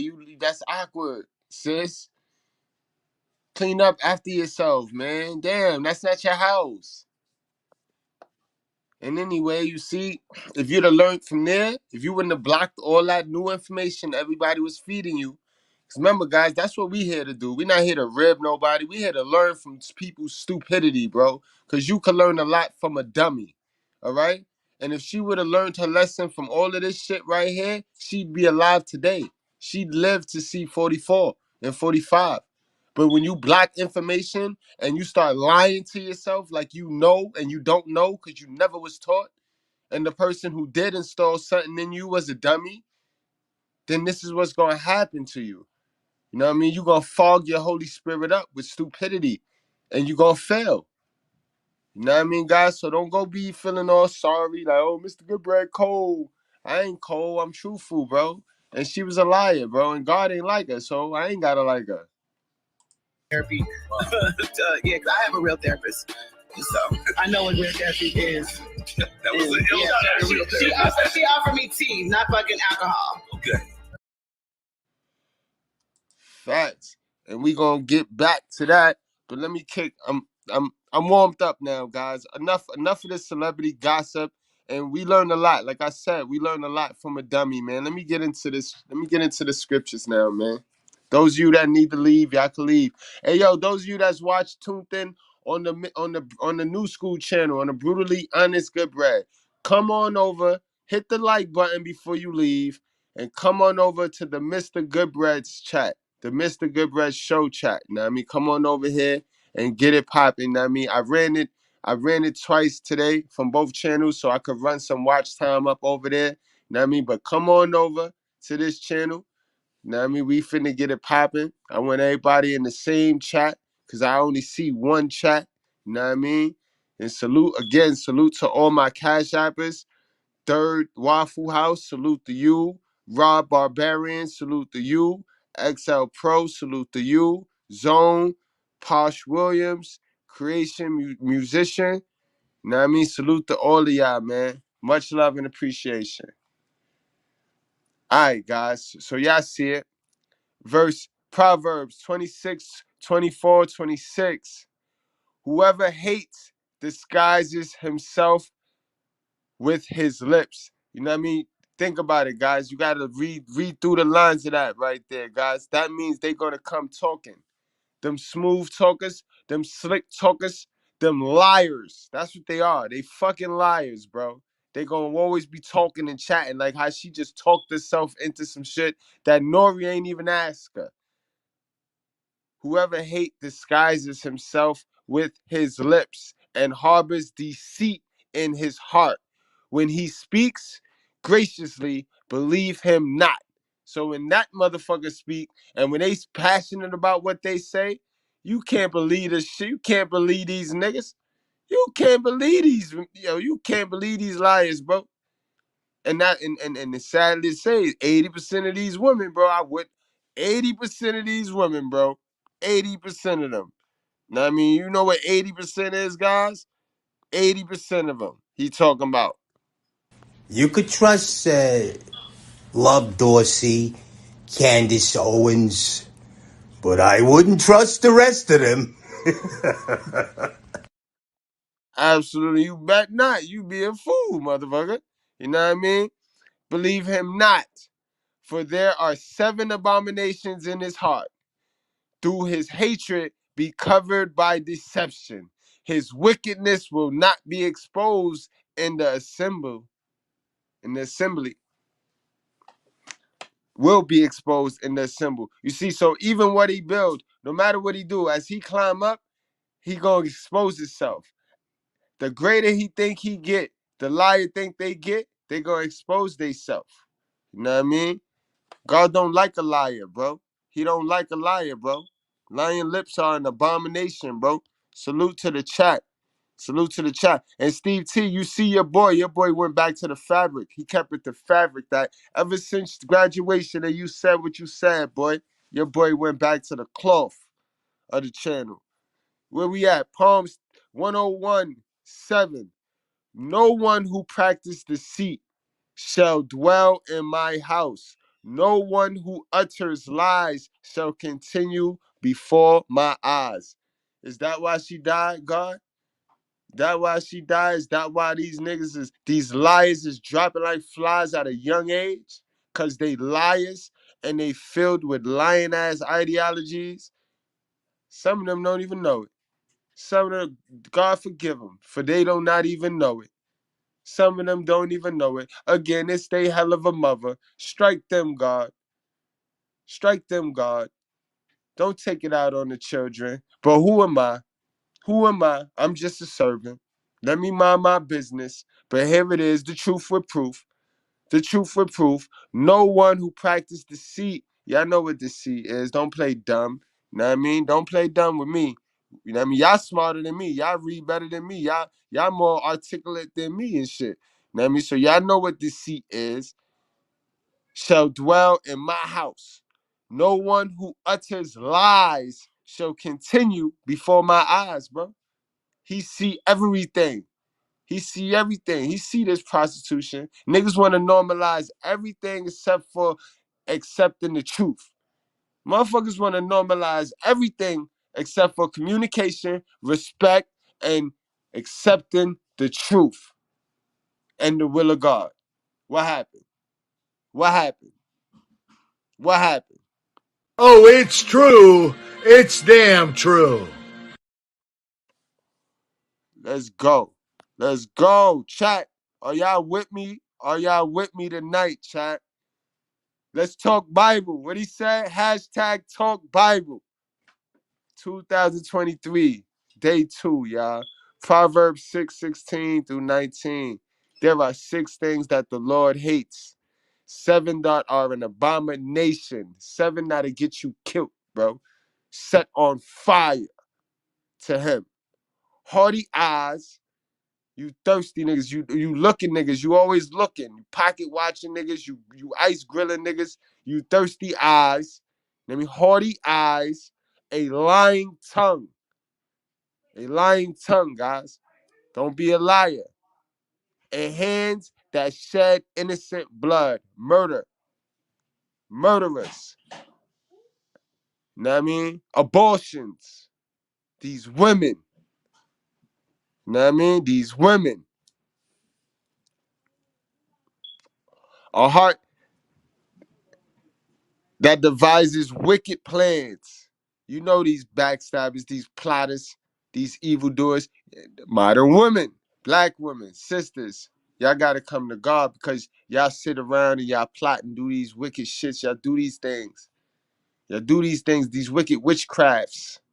Y'all do these things. And he see y'all. You know what I mean? Men, y'all sit around and y'all get mad because y'all don't want to do the self-improvement and the next man doing the self-improvement and he gaining. So you come up with these schemes and these ideas. He see y'all. He see y'all. Be careful. A heart that devises wicked plans, feet that make haste to run to evil. You quick to run to evil, bro. Y'all quick to run to evil. Cause it feel good.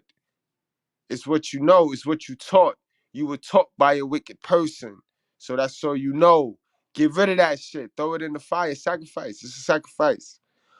A false witness who breathes out lies, and one who sows discord amongst brothers. You see what I mean? Like, come on, man. He just described the whole modern woman right there. He just described 80% of modern women right there. You know what I mean? And one who sows discord amongst brothers. Come on, bro.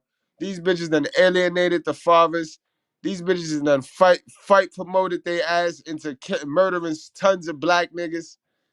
Come on, bro. Y'all better read y'all book. Get 10 steps ahead. 1 Peter 4:7. The end of all things is at the hands. Remember, you are in control of your destination, bro. You are in control. Don't go blaming nobody else. You know what I mean? That's how you lie to yourself. You start lying to yourself now. You start looking for what the world is saying and, oh, you a black man and all the stereotypes and, oh, you a deadbeat and all the shit that they say black men are. You know what I mean? God telling you right here, bro, nigga, stop playing. You know what I mean? He telling you right here, nigga, stop playing, man. He's telling you right here, man. Can I say something to you? Listen to me. Hey, listen to me. Hey, shut the fuck up. Who taught you how to be this stupid? Were you fucking born this way? You're fucking kidding me. Right. At the end of all things is at your hands, bro. Therefore, be self-controlled and sober-minded for the sake of your prayers. Your prayers is the things you wish and hope for. When you speak to yourself, the plans you conjure up is not just you that conjure up that. Somebody told you that.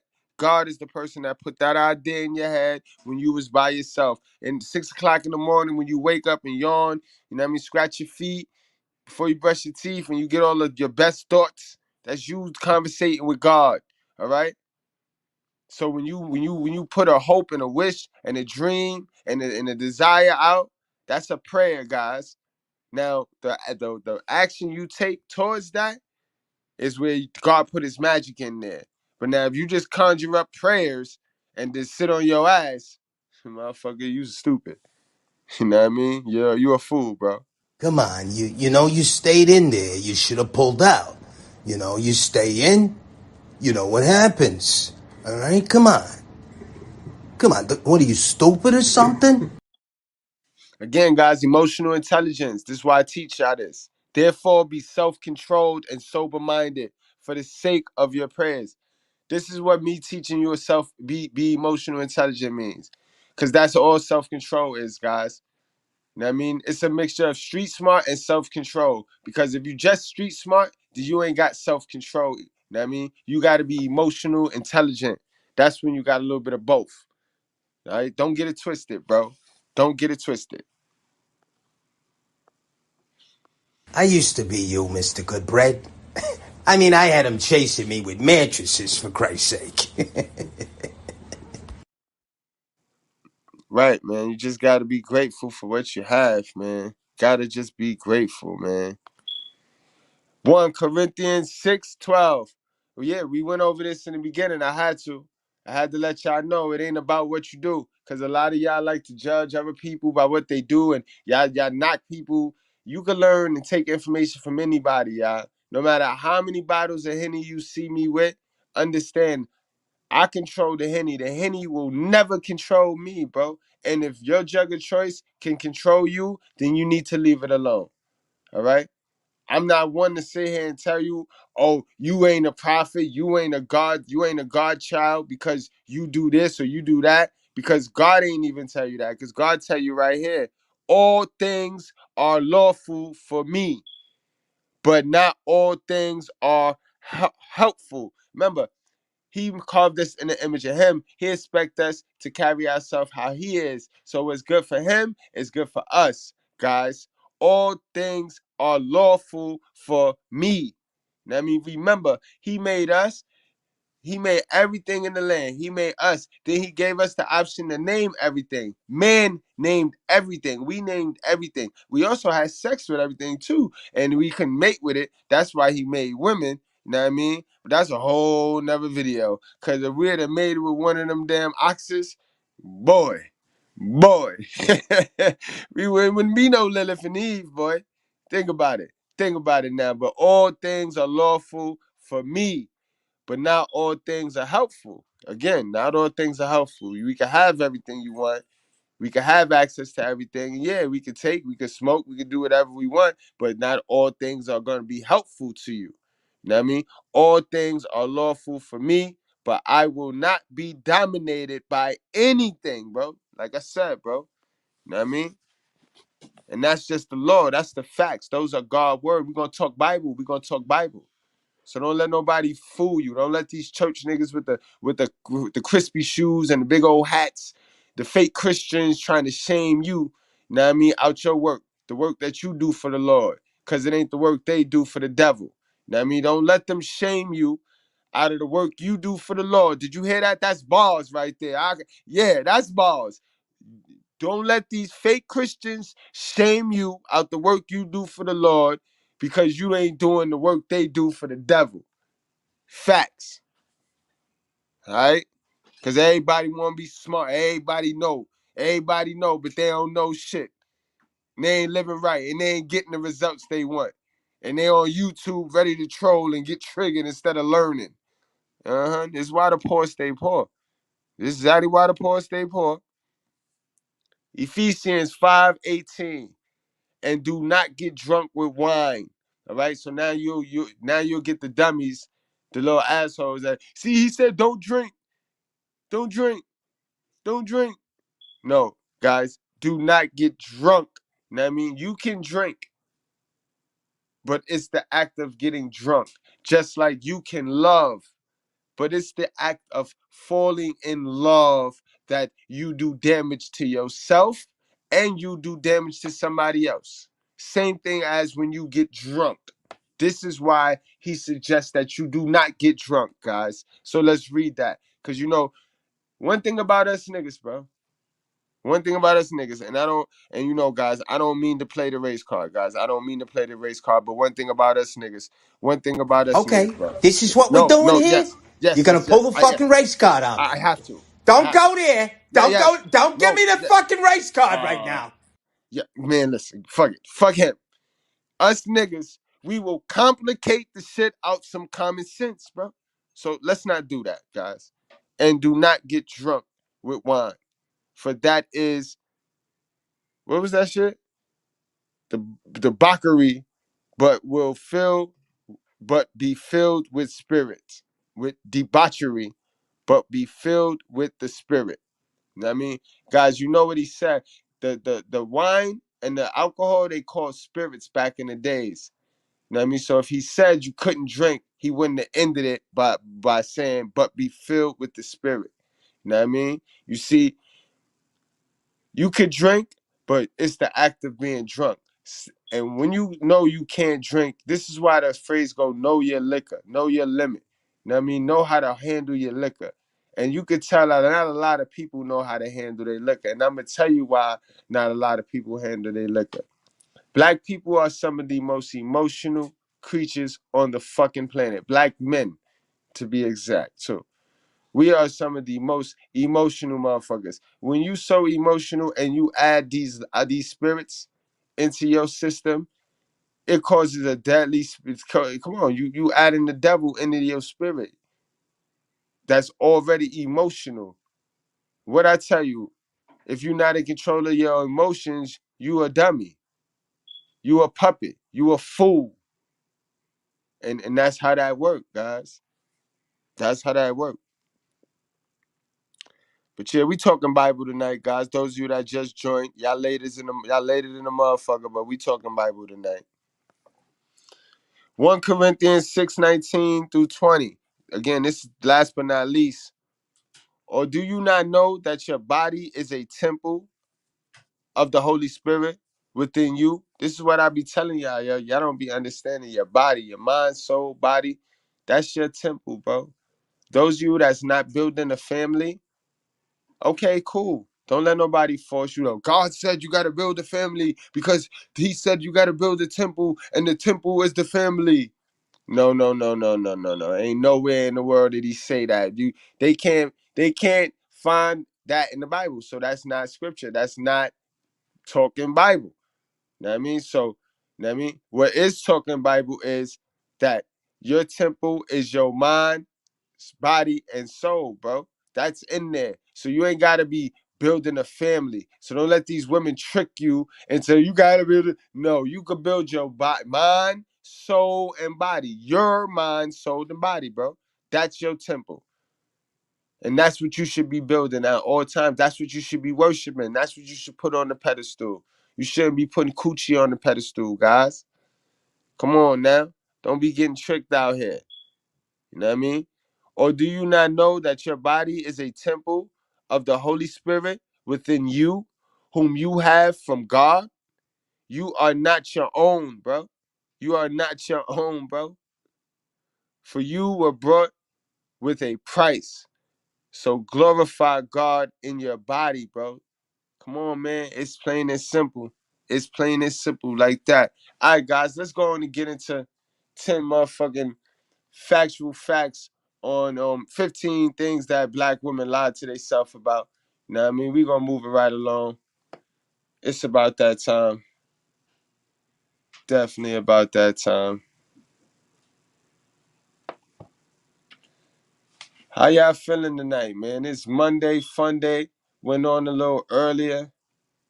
Know what I mean? Went on a little earlier, a little bit earlier than I normally do. But how y'all feeling tonight?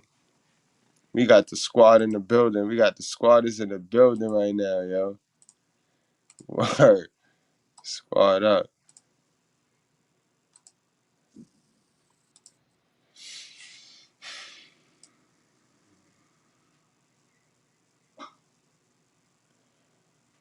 All right, let's go. All right, y'all. Y'all know what time it is, y'all. Breathe time. It's breathing time. Again, guys, those of y'all that's watching over there at the New School State of the Art, come on over to the Mr. Good Rest Show and get on in the chat. Know what I mean? I want everybody in one chat. Know what I mean? Do me that favor. Hit the like button before you come on over here, guys. Subscribe if you're not already a subscriber. And do hit that notification so that you can get the bell. Do hit that bell so that you can get the notification whenever we go live and we post and stream, guys. Word. Let's get it, guys. 15 things that black women lie to themselves about. And keep in mind, I put black women in there for the title, for the algorithms. But this is all women, guys. This is modern women, period, guys.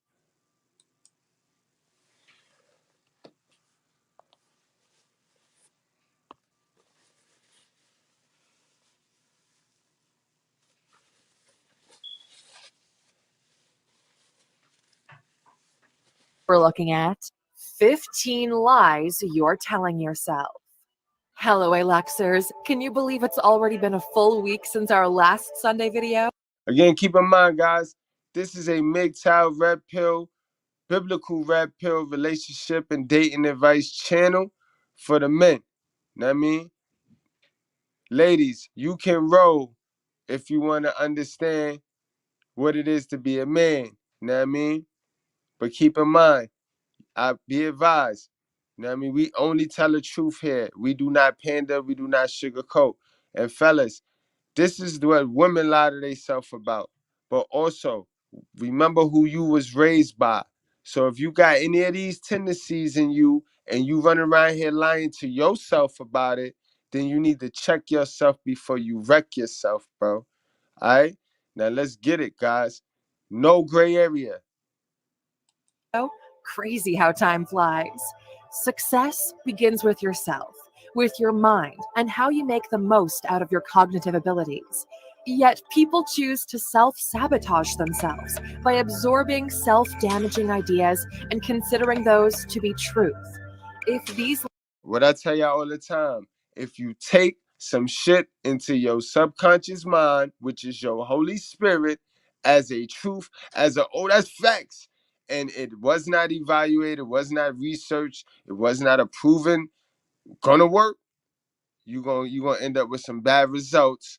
And you're gonna wonder why you got them bad results. But you're gonna always forget that you took in some bullshit that you used to get them bad results. You're gonna forget about that because that's the action you did. And now you're looking for somebody to blame. Now it's somebody else for it. That means stop taking in stupid information, bro. That's not experience. You need experienced information, bro. Lies become a part of yourself, you're already trapped, and there's little chance of you escaping. You're going to go through life disappointed, angry at the world and how unfair it is, without realizing that you brought most of it upon yourself when you made the decision to accept these ideas as truth.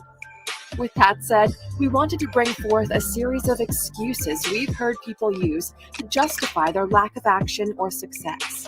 In your life, it's likely that you've heard them said by others, maybe even yourself. The goal of this video is to bring attention to them so you can self-check your beliefs. Here are 15 lies you're telling yourself that are keeping you from being rich, successful, and happy. If you're new here, welcome. Be sure to subscribe and follow us on Instagram at Alux. Number 1. I don't know where to start or what to do. Truth be told, you're surrounded by opportunity. If you pause this video right now and focus on... And that's lazy thinking. That's because you surround yourself around a bunch of motherfuckers that don't know what to do and don't know where to start. Period. Get around some motherfuckers that's moving. Know what I mean? But you choose to be lazy. This is lazy-minded, lazy thinking, lazy-legged. On it, you'll probably come up with 3 ideas that excite you on the spot. You're under the impression that you need a unique idea in order to be successful, but that couldn't be further from the truth. An idea is worth $1 million only after it's made $1 million. Until then, ideas are worthless. The difference is in the execution.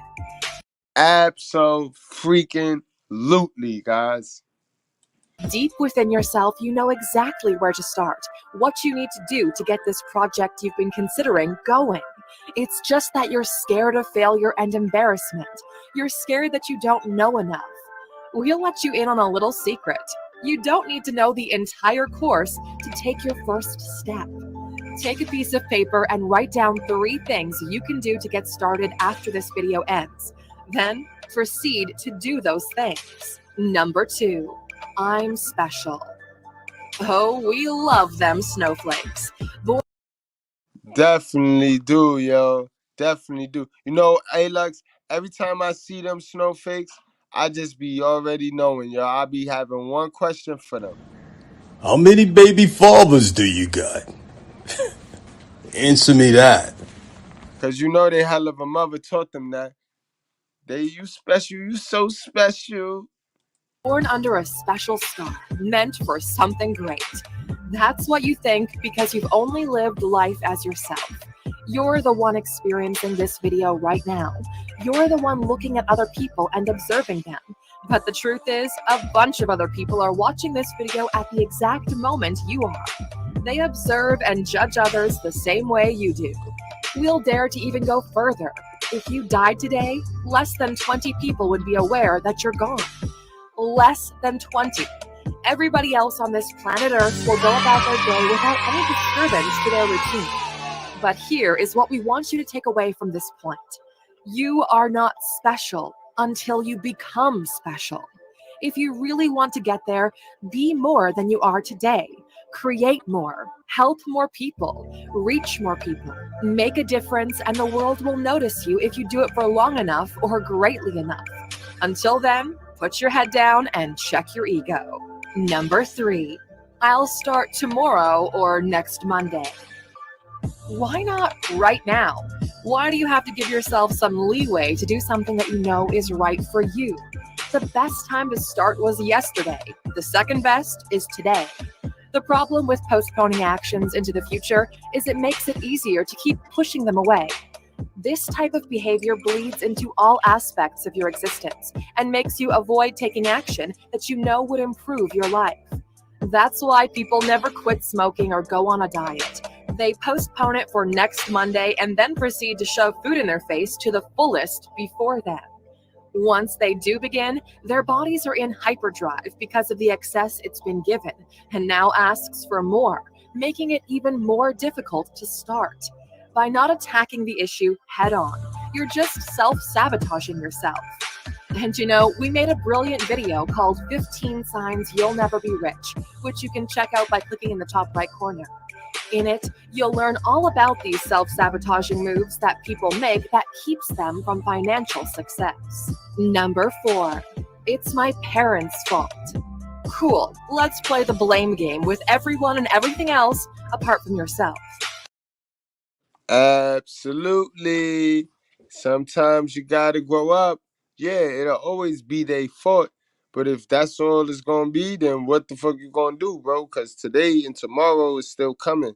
You know what I mean? Like, all right, it's their fault. Now, what happened?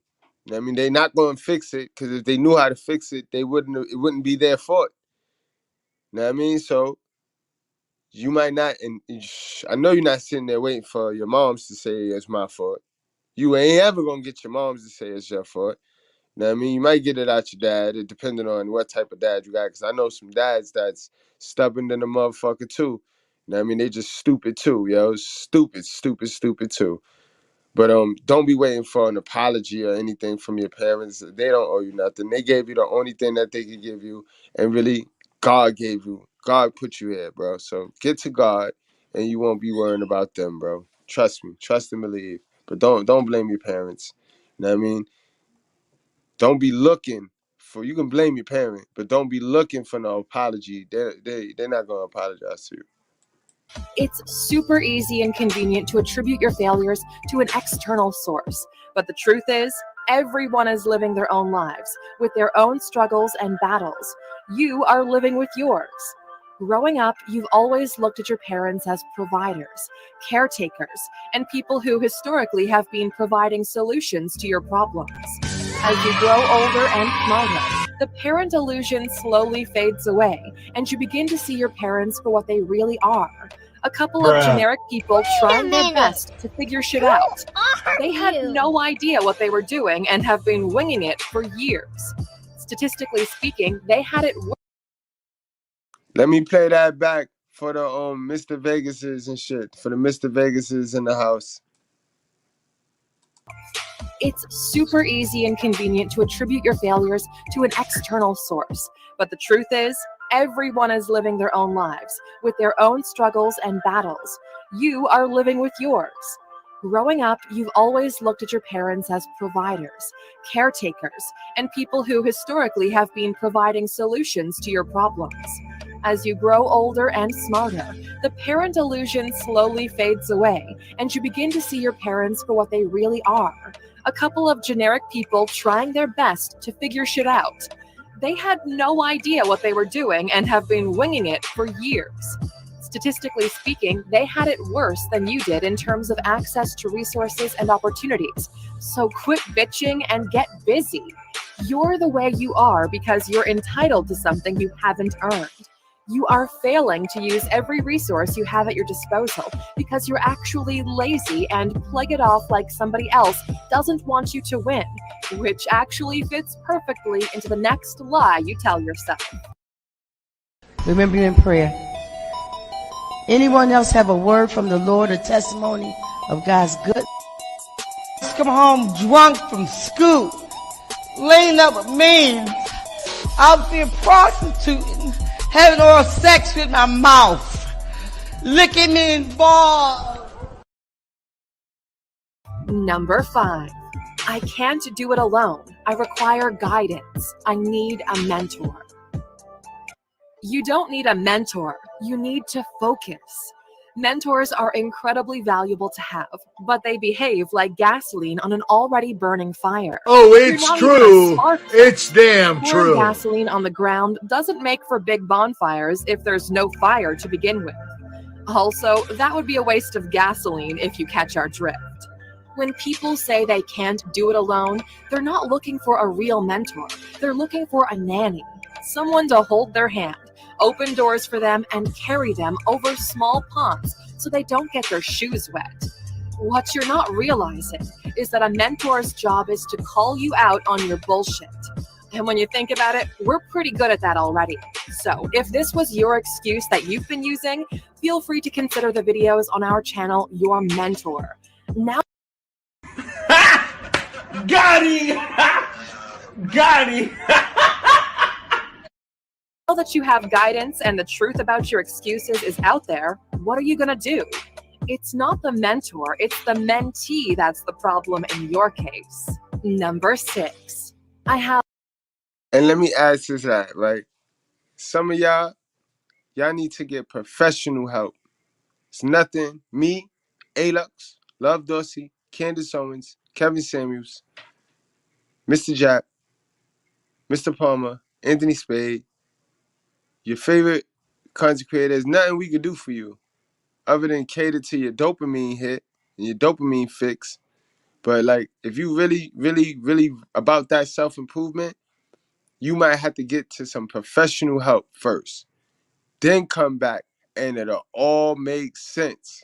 It won't be all ha ha and he. It'll be more of, that nigga is really amazing. Know what I mean? Deadass, y'all. Have all the time in the world. Actually, no. You have just a few years ahead of you. A third of that time, you'll be asleep, unaware of what's going on. Another third, you'll be spending doing trivial things like eating, shitting what you just ate, stuck in traffic, or doing other time-wasteful things. Right off the bat, you only have a third of the time you actually have to make the most out of your life. All right, watch the breakdown. Breakdown. I got to get that little. Watch the breakdown. And if you factor in the impact of raising kids and illnesses, that time for yourself is cut in half. So now you're left with the truth. You don't have that much time.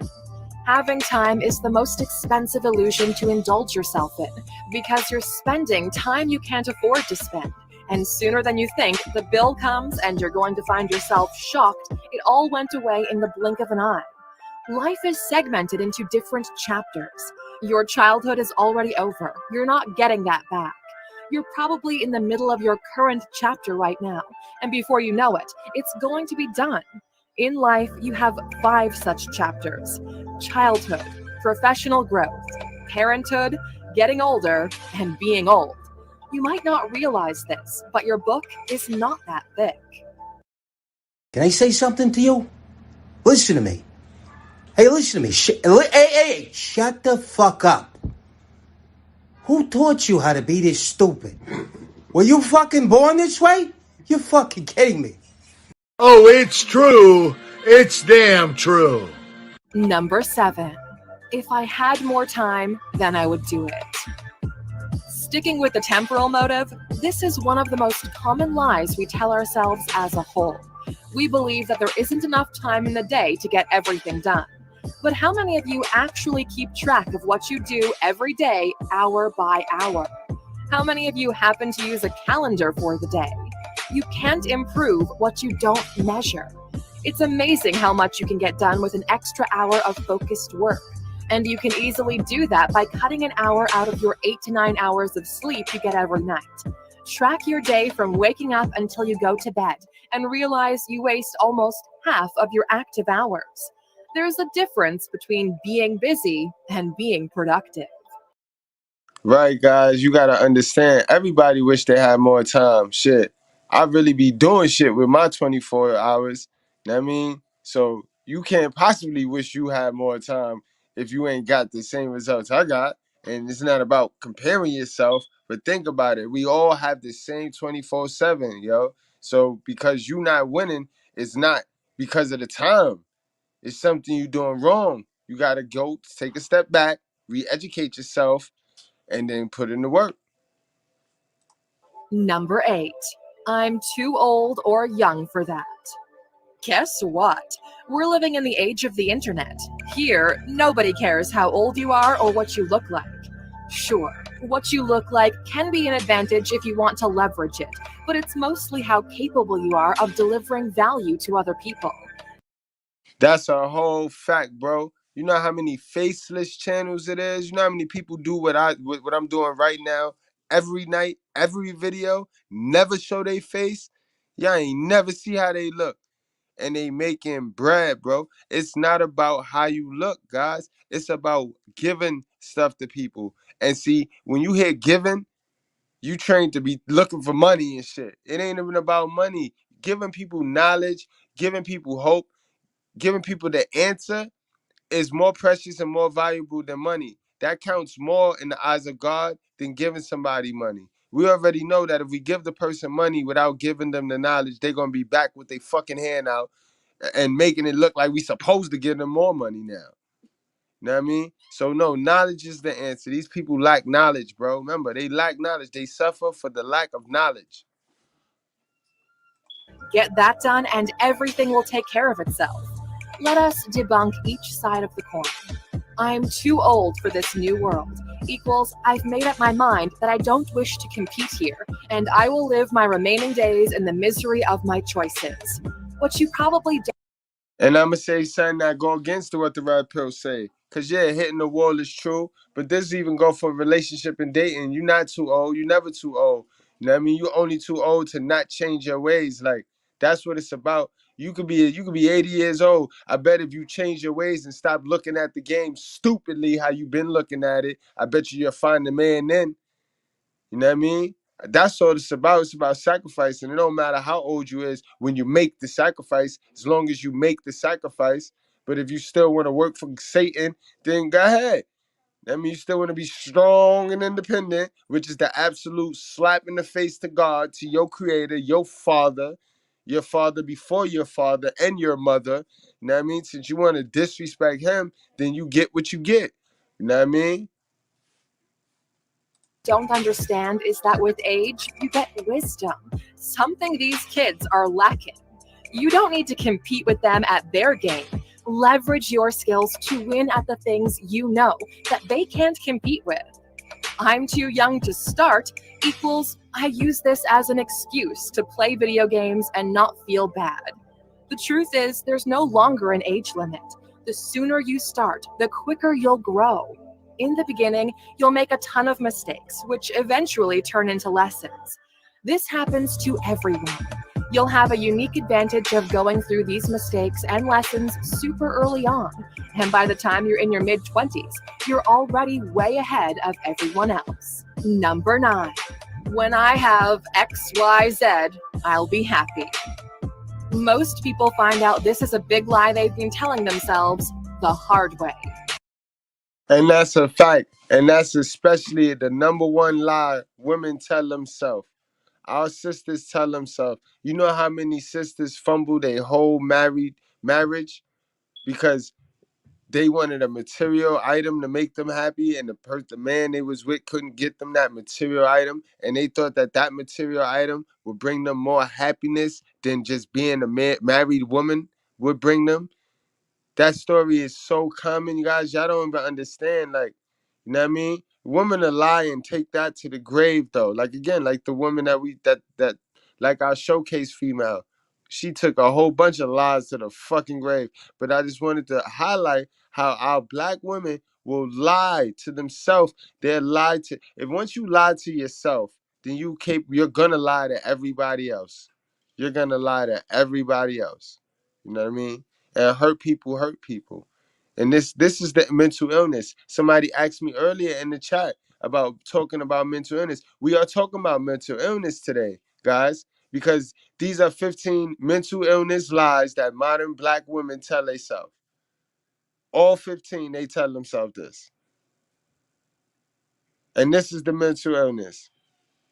Because the battle is always you versus you, and they sit there and lie to themselves. They lie to you. So, you know what I mean? You're never going to win that battle. You're not going to win that battle. You equate happiness with the achievement of material possessions or even status. You think that once you get there, you'll be happy. Unfortunately for you, if you're unhappy now, you'll not find happiness in the material things. Money, possessions, and status make our lives more comfortable, but they do very little for how we deal with life. You know the cliche that says happiness comes from within? Well, it's a cliche for a reason. It's deeply rooted in the truth. Understanding the difference between anxiety, happiness, focus, and peace of mind is greatly important if you wish to learn how to juggle between these states. Number 10. I'm too fucked up. Life's not easy, to say the least. You've probably been through some things that almost broke you, that made you want to quit or altered the way you look at life. You've experienced things that would make most people give up and label the universe as merciless and horrible, for life is unfair and unjust, and you'd be completely right to do so. But you gotta always remember, always think back to Mr. Goodbread's show, the one we did on the Book of Job, the Book of Jobs, the Book of Jobs. Remember that. Remember that story right there, guys. Remember that story. You never too fucked up, bro. You always got God. And as long as you got God, the real God, not Sky Zaddy. Sky Zaddy will leave you fucked up out there. But if you got the real God, you ain't alone, bro. You good. You know what I mean? You haven't quit.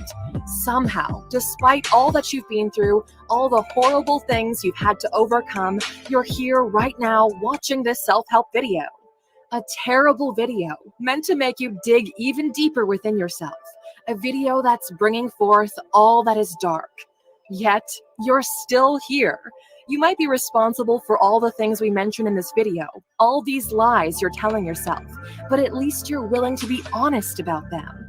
Shine a light on each one and then fight it. You may lose some of these battles, but even a small win with any of them will move yourself forward. That is how you get better. You face the bullshit, you deal with it, and you move forward. And Aluxers, if you've been struggling with this for a while now, there's a best-selling book out there we recommend you pick up. It's called Unfuck Yourself. Get Out of Your Head and Into Your Life by Gary Bishop. Number 11. I don't have a... That's a very, very good book right there. I suggest you guys read that. Y'all can also get it from Audible. You know what I mean? Audible.com. If you put in off the script, you get it for free. You know what I mean? Put in code word off the script and you'll get it for free. All right, guys? What's up, my guy? How you doing? Happy New Year's and welcome to class. What's that? The Reese Coy Radio? Welcome to class, my guy. All girl, all girl. You know what I mean? We don't discriminate over here. You know what I mean? And we definitely don't play the crayon game. You know what I mean? So welcome to class. Much love and appreciate your support, man. Choice. I'm stuck here. There's always a choice. You're just not ready to put the effort in to get it done. Unless someone is holding you chained against your will, we all have the right to pursue a better life, to pursue happiness, and to roam free. The thing that separates between those who manage to escape. Shit funny because let somebody say they taking something from y'all. Y'all have a choice then. Y'all know when to fight and choose to fight. Y'all choose to fight, but don't use your choice.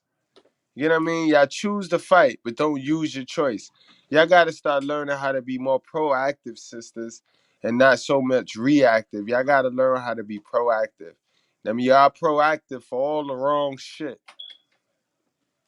This self-imposed trap is the desire to take the leap, to make the jump, to deal with the unknown that's out there and with the hardships that await after the fall. You're scared of the impact. You're scared of the things you're unfamiliar with, and that's why you're not willing to jump. But those who do eventually pick themselves up and go live better lives than those who never jumped in the first place. You're not stuck. You're just scared. Number 12. I need to find my soulmate. Y'all better stop running around here looking for love, guys. Business relationships for 2023, guys. Business relationships. Stop running around here looking for love. Love is a byproduct of teamwork, hard work and teamwork. When you find a teammate and y'all decide to work hard, in the process of y'all working hard, love gonna happen. I promise you. I promise you. Fuck. What the fuck? idea that there's this miracle person out there that will perfectly fit into your life like the final piece in a jigsaw puzzle, radically transforming your life, is bullshit. You don't find a soulmate. You grow alongside someone who's willing to make this journey with you until you become better together as a team. Everybody needs a strong partner, someone to help them grow, to tell it like it is, to be there when the rain is pouring, and also share the champagne when times are good. But that's the paradox of soulmates. You don't find that person because you become that person in time. Focus on yourself. Begin the journey, and along the way you'll meet people going the same way you are. But you need to start because we all have different starting lines. Yo, T.O., I think you just named the second channel right there, yo. I was looking for a name for that. Or matter of fact, I think you named... Nah, see, we got the School of Common Sense. Yeah, I think you named the second channel, yo. We're going to go with the Tabernacle. Number 13. Wealth is reserved for the privileged. Ugh, not this again. We are no longer living in the 16th century. Okay, this is what we're doing here? You're gonna pull the fucking race card on me. Don't go there. Don't give me the fucking race card right now. Wealth is accessible to anyone. A poor kid from China is running the largest store in the world. People go from homeless to multimillionaires in less than a decade, and you're enjoying this piece of content on a device more powerful than what humanity used to get the first people on the moon. You are wealthy beyond imagination. You're just ungrateful. We're closing in on a historical point in time of equal opportunity. The internet has made it possible for anyone to play around in this marketplace if they decide to do so. There's literally nothing stopping you from joining this incredible phenomenon. Again, guys, and they go that choice. Everything is a choice and a sacrifice. See, but people choose the wrong shit. People choose to entertain the wrong shit. But it's a choice. Poverty is a choice too. You know what I mean? Write a book and self-publish it. Create any type of product that's valuable to someone else, and people will buy it. It's never been cheaper to join than it is right now. Number 14. I know what I'm doing. This lie comes from being... There you go. There you go. That's the... Yeah, go on, A-Lux. Go on, A-Lux. Talk about it.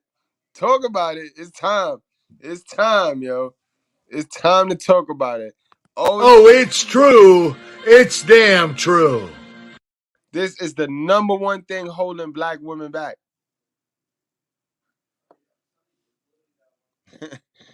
That's the number one thing holding them back right there, guys.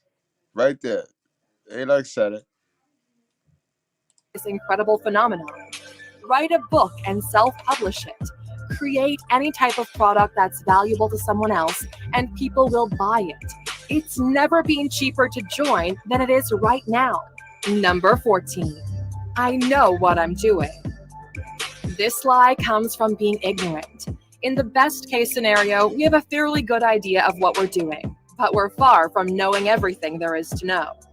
The arrogance of not accepting a second opinion, the arrogance of being closed-minded, is what costs people way more in the end. And this come from the worship of your moms, bro. And I get it. We love our mother, right?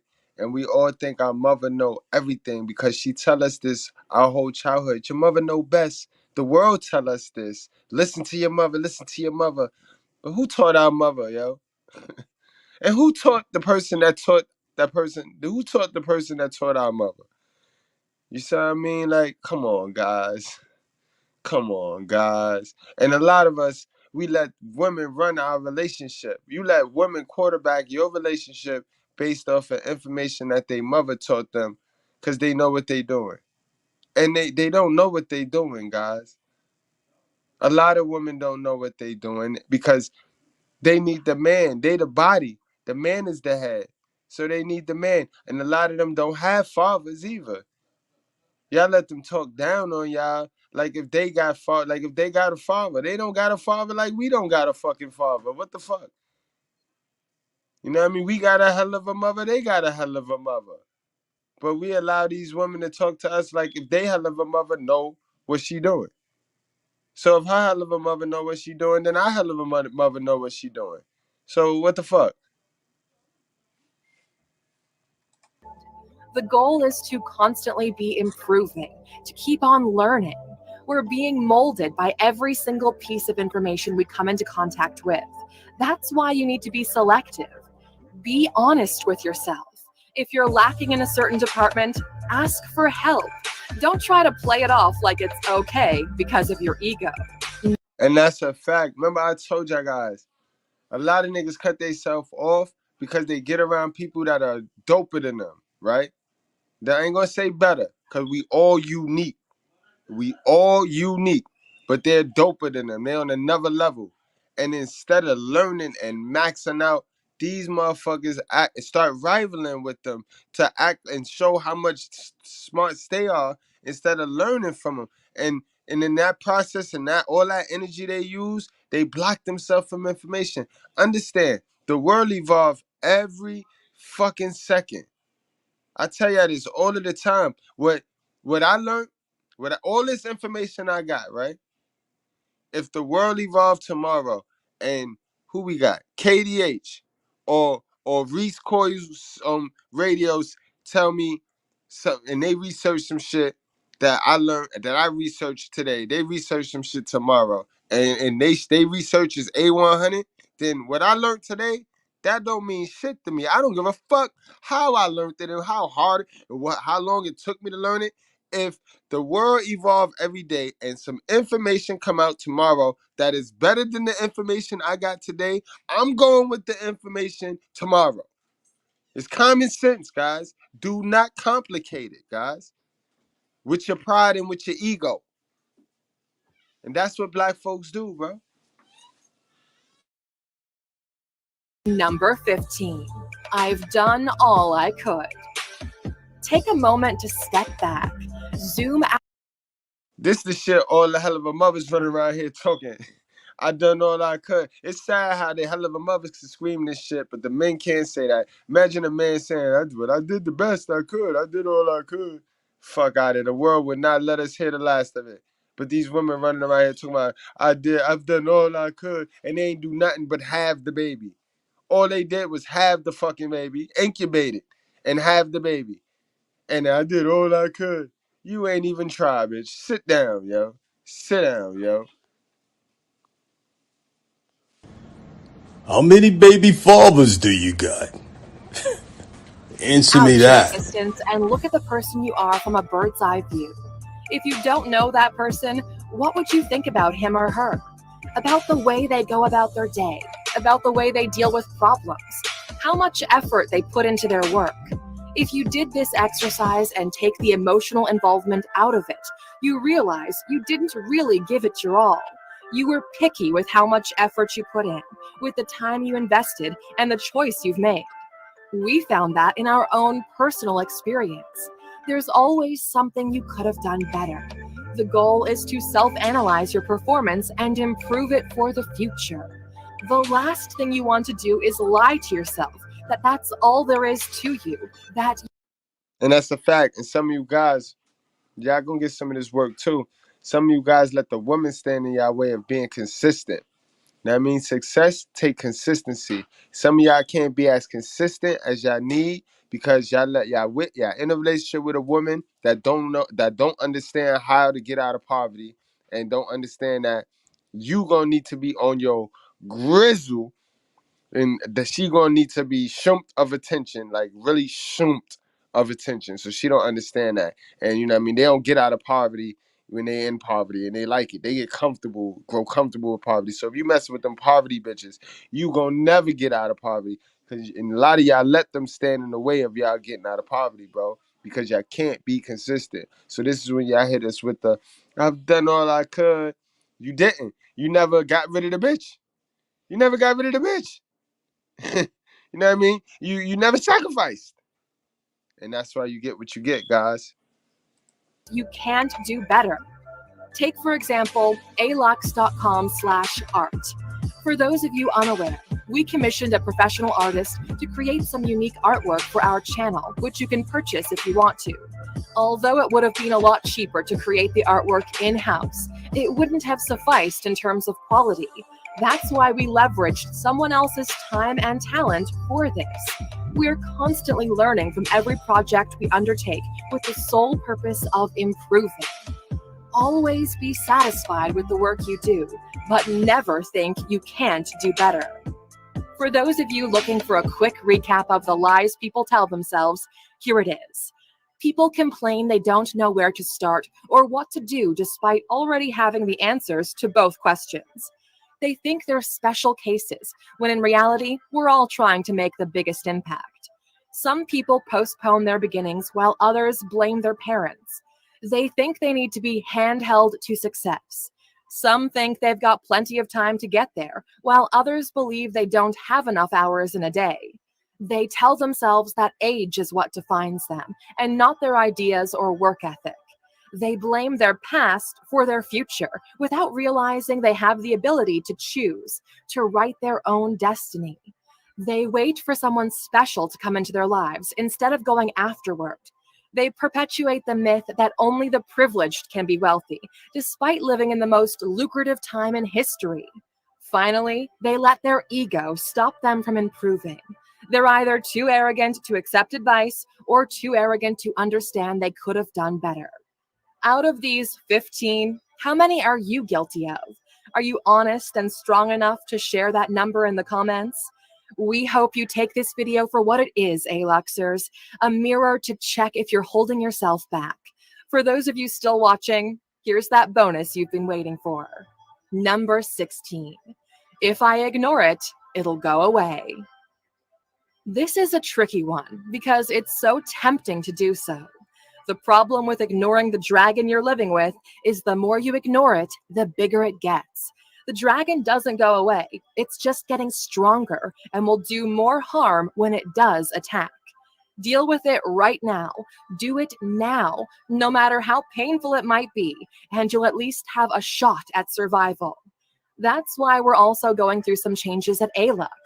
We took the time to analyze the value we're offering and know that we can do better.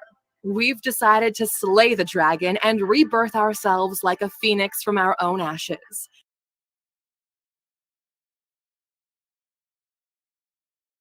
Yes, sir. Yes, sir. Yes, sir. Yes, sir. This been a good one. That was a very good one. That was a damn good one. Salute to the chat, man. Salute to the chat, guys, man. How y'all doing, man? How y'all doing tonight, man? We got more to go. We got more to go, guys. Yes, we do. Yes, we do. We got my girl Love Dorsey in the house. Y'all know Candace Owens, she get off a timeout Friday. Candace Owens get off a timeout. But right now, we got my girl Love Dorsey up next. And she gonna talk to the females. And she gonna talk to the dudes, but you know she mainly talk to the females. And she gonna teach them about lying to themselves, guys. She gonna teach them about lying to themselves. You know what I mean? And it's quite simple. You know what I mean? Quite simple. Stop lying to yourself. You know what I mean, let me see where she at. Where's she at?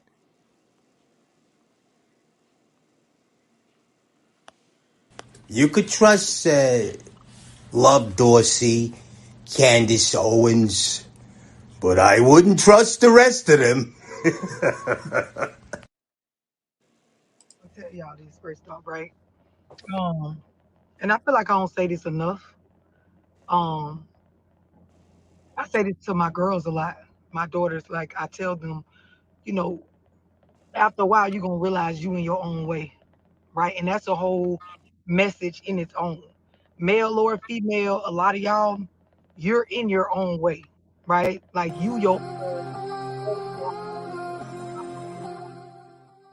actual obstacle. You know, your brain, the way you process stuff is the issue. It ain't really the people around you. The boundaries that you haven't set for yourself, the goals you don't have wrote out for yourself, the plan that you don't have or the one you got that your ass don't follow because of lack of discipline. This is your biggest issue. A lot of y'all, your parents, the people around you that care about you, they haven't told you this enough. It literally is you versus you. You versus your own thoughts. You versus your own perspectives. You versus your own mind. You versus your own emotions, your own feelings, your own perception of what's happening to you. That's literally your biggest block. Now, I said that to say this, right? A lot of y'all, you don't realize that you lie to yourself to cope with your current state, right? You tell yourself shit that's not true about how you're doing to make yourself feel better. And this is the reason why you don't take your goals. You don't have any goals for a lot of y'all, or you got some of them bitches unrealistic as far as where you're at. Like I talk to a lot of y'all and you run down me all these goals, but then when I get to the tally up part about what your life actually looks like right now, and I ask you certain questions to see what you actually know about what's going on in the world, what's going on with you, what you actually have access to, what your resources are, you dumb when it comes to this. Like a lot of y'all, you're not real with yourself. That I don't know enough about money management and budgeting, which is why I could never really tackle this. I can make some money, but I don't know how to grow it, invest it, create multiple streams. I don't know how to spend money with some sense. I don't know how to actually be disciplined and organized about it. Same goes for relationships. A lot of y'all, you got it wrote out what you want, or you got in your mind, this is the type of female I want to deal with. This is how I want my household set up. This is what I don't want to put up with. But then when you get into conversations with me about, okay, what are healthy strategies on communicating? What's the foundation of a solid relationship? What's the importance of privacy? Explain what that means. Management of emotions. Do you have that under control? Or are you just somebody that's going to just keep going around talking about you got a right to feel how you want to feel? Like, what do you literally understand about the strategies and the doing of being better? Not just wanting better, but do you actually know how to fuck it? A lot of y'all lying to yourselves. Like, we spend money on things that make us feel like we're doing better than what we're doing. A lot of y'all, you hear me talk about basics a lot. You grown. You don't. Now, she just touched on a few things that A-Lux just touched on, because, guys, it's a mathematical equation. You want to hide something from a black person, put it in the book. You see, love read books. I read books. A-Lux read books. Successful people read books. You know what I mean? Ain't no magic. Ain't nothing magic about it. You gotta read books. You know what I mean? And stop lying to yourself all day. You know what I mean? That's all. You ain't no victim. We is not victims, guys. By no stretch of the imagination. You could trust Love Dorsey, Candace Owens, but I wouldn't trust the rest of them. Don't have your basics together, but you just keep telling yourself you have some sort of level of success that you don't have. You don't have transportation and paying your bills fully under control to where you're stable and you don't have to stress about it. You don't have your living situation mapped out to where you're taking ownership for how you pay your bills and how much money you do have and what you don't have, and, you know, handling the responsibilities that you created. You don't have that under control. A lot of y'all, you talk about like being well put together and feeling like, you know, it ain't me, it's them, man. It's these niggas and it's these bitches. But when we talk about discipline and privacy and managing your emotions and healthy communication and understanding what respect is and understanding trust is a choice, that if you got this stuff weighing on you from the past, you need therapy and shit like that. You don't have this stuff under control. And a lot of y'all lie to yourself because y'all allow government anxiety to give y'all that false security of you having your own crib. That's not your own crib, sis. Just because you got your project governmental assistant crib don't mean you got your shit together. I mean, you can have your own crib and not have your shit together, sis. And a lot of y'all have your own crib, but y'all don't got y'all shit together. Y'all have no information, no knowledge, no wisdom whatsoever other than your crib. You got your crib, though. Because that's in the system. That's in the plan. You know what I mean? You're supposed to have the crib, according to government anxiety. And this is just the basic shit. But if you keep telling yourself that you do, you'll never get it under control because you got your own mind thinking that you good when you ain't.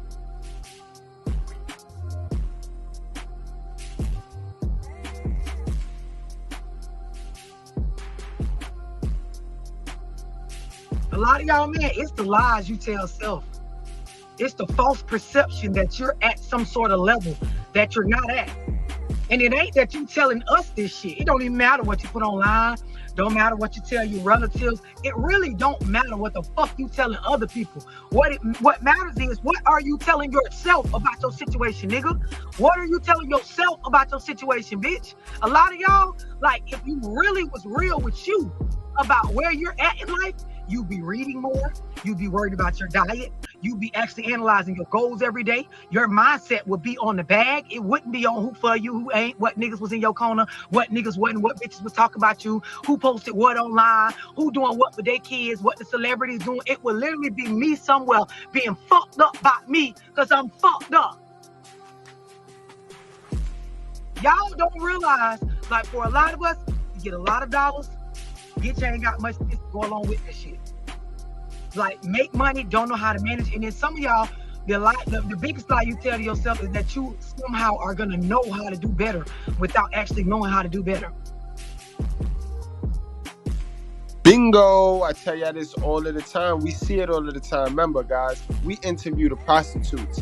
Some of them women be making money and be still out there selling ass, looking raggedy, wigs all busted. One of them was out there selling cold fish cakes in the 20 degrees weather, you know what I mean?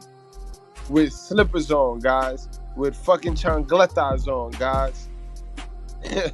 Ninja Turtle shoes on at best. Come on, guys. You know what I mean? And y'all say hoes is winning.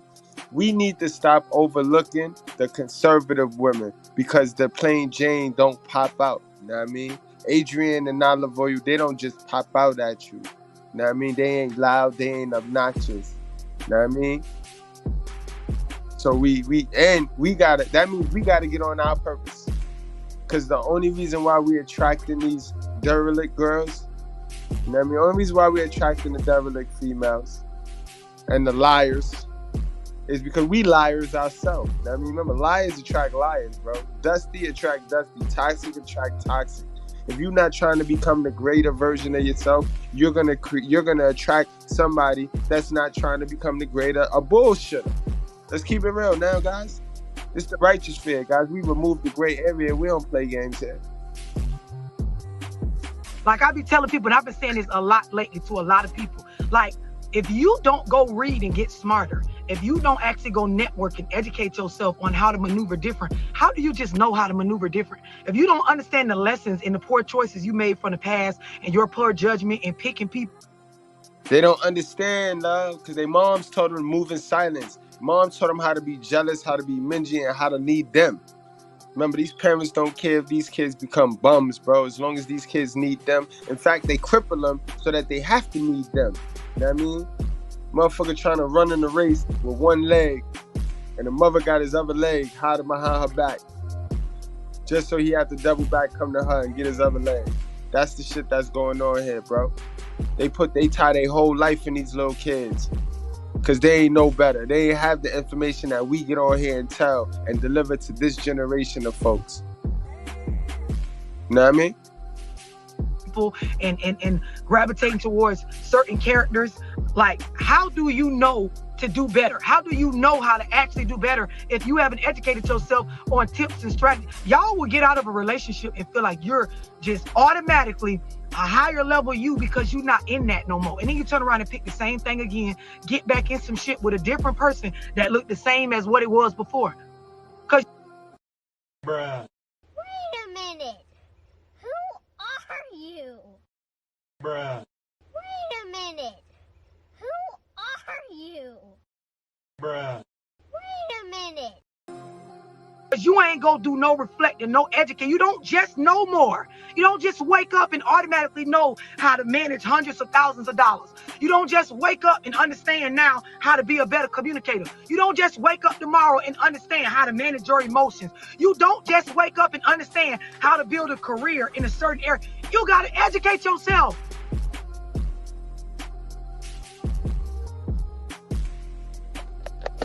I'm not an inmate. As of now, you are an inmate.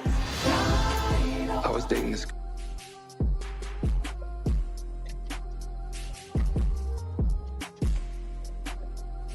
Somebody tell me whoever messing with the live. Y'all ass crazy. Why y'all think somebody messing with the live? I don't understand.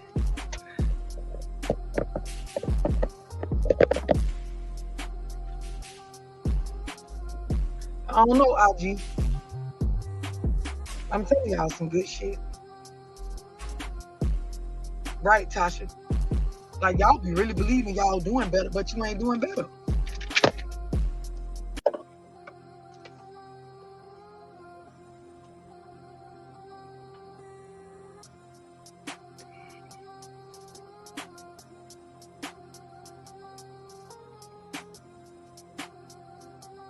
Definitely, it'd be a different name, same category, same bullshit, different person. You feel like because it's a different person, somehow it ain't the same shit or it ain't you. Like a lot of y'all, you just gotta start being honest with yourself, man. What you telling the world? What is you telling you?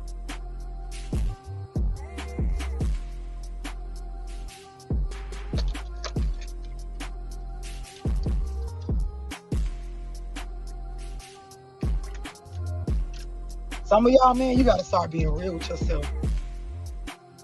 I be talking to some of y'all, looking at, you know, some of y'all situations based on y'all bringing me, you know, y'all life, you know, looking for advice or just trying to like, you know, level with me and rub elbows with somebody that you feel like is smart or whatever. And I be like, you know, I can tell you don't read.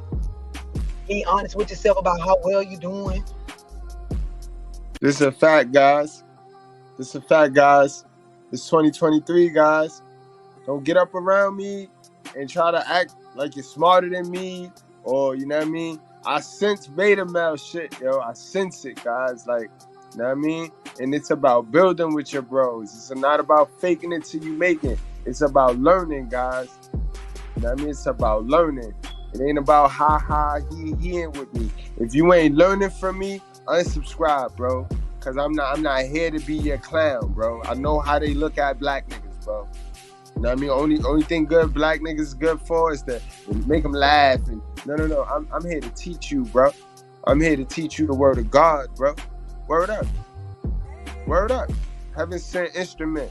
I'm only a prophet, bro. But again, if you gonna look at me as entertainment, 2023, you ain't finna like me at all, bro. I need the men to get stronger. I need the men to get better, bro. I'm tired of hearing these little dusty, ugly bitch cat about how weak the man is, bro. You know what I mean? When they saw their mother weakening their little brother, but it was to their benefit, so who cares? Stick their hand in their pocket too. Like, this is the biggest mistake, and I'm gonna be so 1K with y'all. This is the biggest mistake a lot of y'all make on your journey to like trying to be a better you, trying to be wealthier, trying to be smarter, trying to be just a higher valued version of yourself, right? The biggest mistake is as soon as y'all get around people that you know more than you, or you know has more going on than what you have going on, you try to pretend like you on their level. Like you ever got around somebody and like, because they have access to you, like, you know, this ain't even know who's better than who. This is just me keeping it like all the way 1K with y'all. Y'all go in rooms with people that these people literally getting hundreds of thousands of dollars, damn near touching M's, maybe touching M's, got multiple bit, and you will pretend like you are on their level. Like instead of understanding like 48 laws of power and never outshining the master, and you know, this is chess, not checkers. You're supposed to be here gaining gems and shit. You in here trying to level yourself like next to the person, as if you got like lying to yourself. And then y'all will go tell, yeah, I was over there hanging out with so-and-so. You know what I'm saying? Like shit, you know, a nigga like on the same level as them. We trying to, you know, you make it really like lie to yourself, making yourself believe like you in this room with these people that you know more than you. You trying to make yourself feel like you, and then a lot of y'all, you sit there and like make up shit to try to fit in and shit like that. How are you gonna get smarter if you just keep pretending like you're something that you're not, that you know things that you don't, that you're leveled with people that you aren't when it comes to certain categories in life? Yeah, they get intimidated and they start, but the biggest problem be you're lying to yourself. When y'all get around people that got it figured out in areas that you don't, bitch, be humble and soak up everything you can out their ass. Y'all put on a little bit of designer, get around somebody, you try to act like you on this. I be talking to people and it's like, they be like, you called me and then you would sit on the phone and act like you know everything I already know. And I be singing like it sound good. It sounds great. Now, when you get off the phone, you still got to go face the fact that you don't know the shit that you sitting here trying to act like with me that you know. Can I say something to you? Listen to me. Hey, listen to me. Hey, shut the fuck up. Who taught you how to be this stupid? Were you fucking born this way? You're fucking kidding me. Can I say something to you? Listen to me. No, and I watch people do it with music careers, businesses. They'll go to networking events, and instead of networking and trying to learn more, they're trying to walk around that bitch like their business popping. Now, you know you came to this networking event because you need to make more sales, rub elbows with more higher value people, get a better understanding of the industry you in. You walk around this bitch giving out advice. Like your website already makes some M's. Like your business and your pop-up shops already just doing big numbers. Facts, guys. It's 2023, guys. When we get on these panels, when I drop that link and y'all hop on here, I want y'all to make content. I want y'all to make content for the 2023, guys. We moving past just venting. You know what I mean? We sticking on the topic. We telling our truth. We being real with ourselves. We ain't getting up on here trying to pretend like we Tupac. We ain't getting cute. We gonna be ourselves out this motherfucker. It's the righteous fear. And it's 2023. It's the year of the absolute truth, bro. It makes no sense. These are the lies y'all tell. So y'all will blow whole opportunities to gain some new knowledge off of trying to make it seem like you got it figured out. Y'all do this with relationships and shit. You get around married couples and shit. People that, I ain't talking about the fake married couples that y'all be used to. I'm talking about you get in the presence of a couple that's really loving on one another, really operating from a healthy space, got some years in. You know what I mean? And instead of asking like some advice from them, you sitting around acting like your relationship is on. You know that you and this nigga be beating each other ass. You over here with these people trying to pretend like everything. All you doing is missing your mark to be able to like gain more knowledge.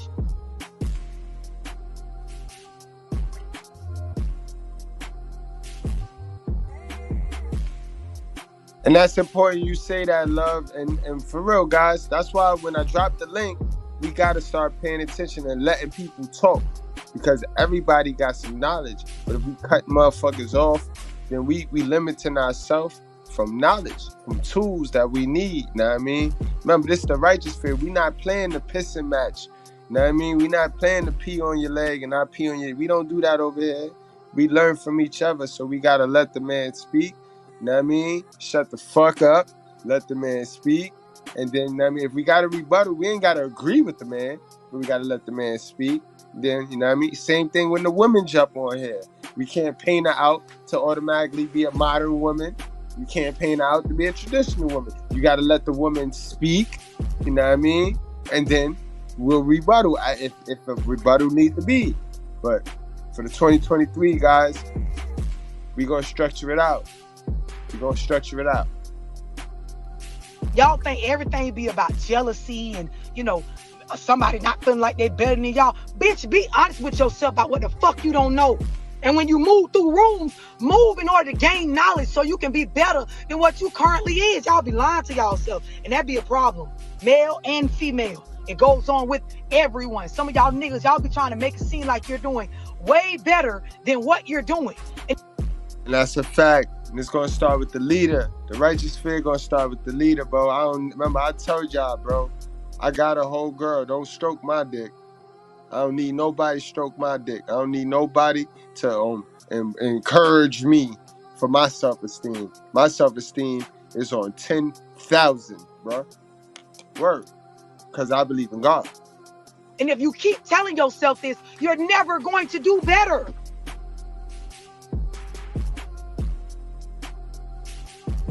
I know a lot of shit only because I read a lot. It ain't because I'm just way better than other people. I'm willing to spend my spare time reading, quieting my thoughts, and fucking learning some stuff I don't already know. The average person especially coming from where I come from, they ain't willing to do that. They want to sit around and just talk to one another and feel like if she give you everything in her brain and you give her everything in your brain, or he tell you everything he thinking, that y'all somehow like a higher level version of self. I've been learned a long time ago, bitch, if you're not getting in books, if you're not going out learning the lessons from your experiences, you the same motherfucker you was 5 years ago, even though you older. Older don't just mean wiser. Knowing a bunch of people don't mean you know shit.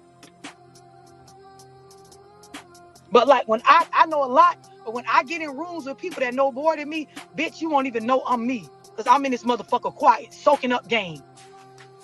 That's a whole fact, boy. When OKL is on this panel, when OK Izzy on this panel, and he start reading, I shut the fuck up, boy. Word up. When we on the topic, or when one of y'all jump on this panel and y'all got some spill that I don't know about, I shut the fuck up, boy. I hit my own mute button. I hit my own mic button off. Feel me? Because I'm always wanting to learn. I know how I'm going to be great. I know how I'm going to remain great. I'm going to always learn. I'm going to extract from everybody that I come encounter with. That's why I always say I love and I appreciate y'all. Because I steal something from everybody that I come encounter with, bro. I take the good and throw away the bad from every conversation. And I try to get in rooms often where the people know more than me. I'm looking, watching their ass, damn right. Paying attention to how he move. Boy, this nigga got, they got these businesses, this going on. I'm asking questions. Bitch, you wouldn't even, I done left places and people done wrote me afterwards like, damn, I didn't know you was Love Dorsey. You weren't. Yo, that's a whole fact, yo. Y'all niggas can ask Mr. Palmer, son. I'm annoying, yo. Mr. Palmer be like, yo, I'm annoying with it. Like, bro, I'm. It's no shame in my game, son. I ask questions, boy. I ask questions, boy. Like, you can't just sell me nothing, boy. Like, I'm gonna ask questions because I need to know. I need to figure it out, and I teach that way. Like, if any of y'all that fuck with me on a one-on-one tip, the private tip, y'all know, like, yo, it's just nonstop energy. Is just y'all know what it is. Like, y'all know what it is, yo. Yo, my KDHs, my BTs, y'all know what time it is. Like, yo, this is really, I really live this shit, yo. Shit crazy, cause you got to. I'm supposed to, because in the room with y'all, I'm supposed to know who y'all is. Y'all ain't supposed to know who I am. I came in there to get some information. I ain't coming there to tell y'all who I am. It's a time and a place for everything. But see, y'all feel like y'all already up on it all the times, all the places. Y'all already know everything, already got everything figured out. Don't want to hear nothing, defensive on everything, emotions blocking your ability to learn anything. Don't want to read, you spare. Like a lot of y'all, if you calculate how many hours in a week, calculate how many hours you actually work, and then how many hours you sleep. Like that spare time is the game changing hours. The work hours you got to work, the sleep hours you got to sleep. Now, what you doing in that other, X amount of hours for the week, that determines where the fuck you at in your life. And that's a whole fact. And in most of the beta males, they spend that time watching porno, or they spend that time chasing toxic women. And that's why you got to be on your purpose during that time, because it keep you from them toxic women. That's the Cain time. That's idle time. The devil working idle time. You know what I mean? And in the idle mind. That's that time right there that you got to come to grips with, fellas. Word.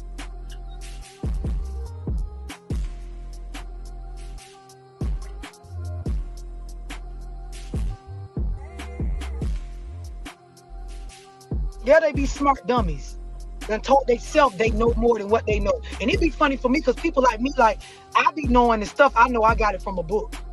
Like, or I got it from this particular course, or this Zoom, or this. I know I went and acquired this strategy from this. And then people will try to pretend like after you tell it to them, they've been. If you ain't read that book, I know you didn't know that, because the lady that wrote that book, she made that up. Like, she came up with that.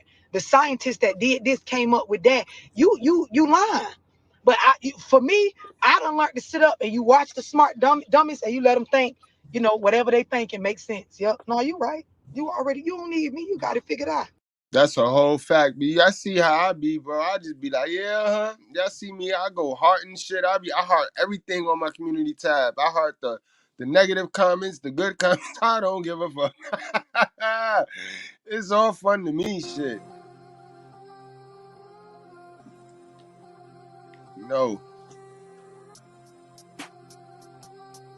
Yeah.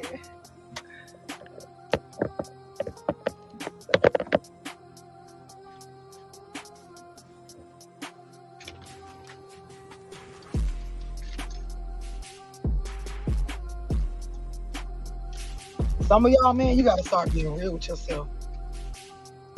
I be talking to some of y'all, looking at, situations based on y'all bringing me, y'all life, looking for advice or just trying to level with me and rub elbows with somebody that you feel like is smart or whatever. And I'll be like, I can tell you don't read. You ain't honest with yourself about how well you're doing. Like you called me and then you would sit on the phone and act like you know everything I think.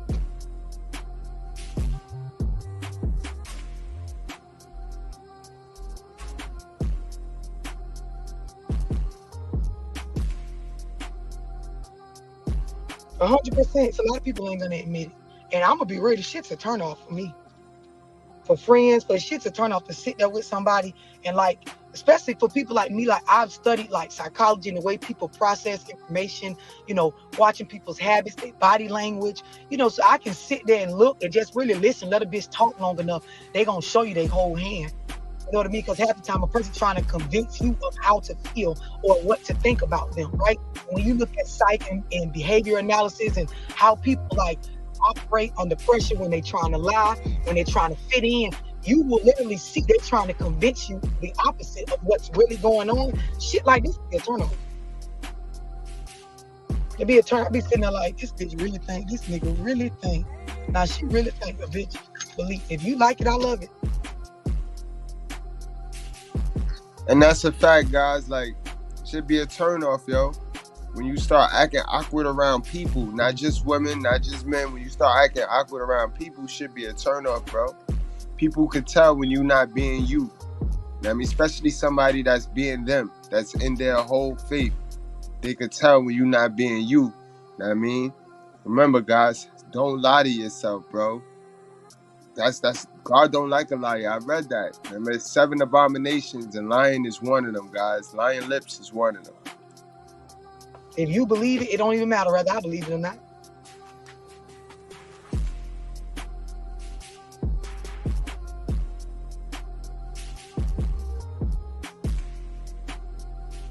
From me to y'all, man, a lot of y'all in your own way.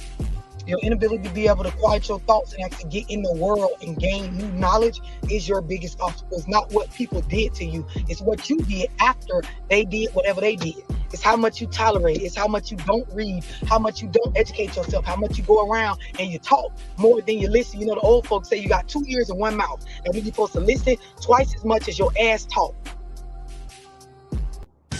Especially when you around folk that they got a little bit more figured out in this world than you do. This is how you learn.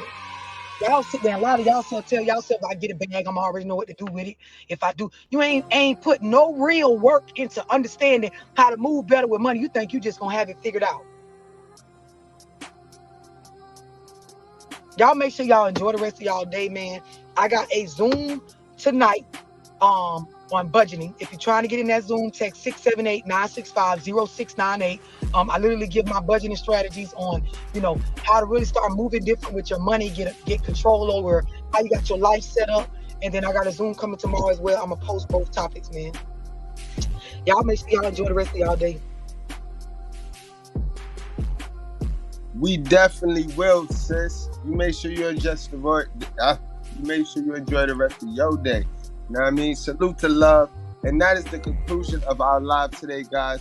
I think it was yet another one. That's 3 in a row. Righteous Fear is definitely undefeated, guys. It's about lying, bro. Remember, guys, men tell the most lies because of society we live in. The truth will get you killed. So I lie too. But don't stop that shit. I mean, because that's part of the agenda right there, to get you into a lie. When you start lying and having to lie because society has geared it that way, then that still removes you from what your God said to do. That is not what your God said to do. So which one you listening to? You listening to society, or you gonna listen to your Creator? Because lying lips are an abomination to our Creator, guys. It is no ifs, ands, buts about it. He say it. You know what I mean? He don't like a liar, bro. The only thing worse than a liar to him is a cheater. You know what I mean? And lying gonna lead to cheating. That's why that's next on this list, guys. You gotta be in your faith, guys. Ain't nothing good come from a lie. You know what I mean? Besides, we're in a feminist society, bro. telling the truth make you stand out. That attract more women than it do. It's gonna attract more women to turn women off. So you don't lie. And ladies, stop with the crab leg and try. I know it's no need to even tell y'all to stop. You know what I mean? Just don't damage yourself with the lies, B. Don't damage yourself with the lies, and get around a dude that at least check your ass when you start crab legging. That way, you know what I mean, it'll be contained. Because it ain't really much you can do about it. I mean, you lie. I mean, lie. I mean, shit, I don't even know what to tell y'all when it comes to this topic and women. It's in y'all nature to lie, you know what I mean? Because that's how y'all protect people's feelings. You know what I mean? Because y'all want everything to be picture perfect. Y'all want everybody to be happy.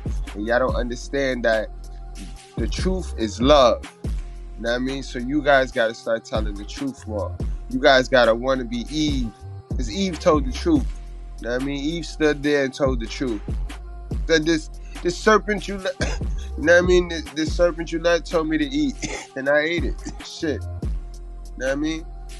All right, ladies and gentlemen, y'all. It's been real.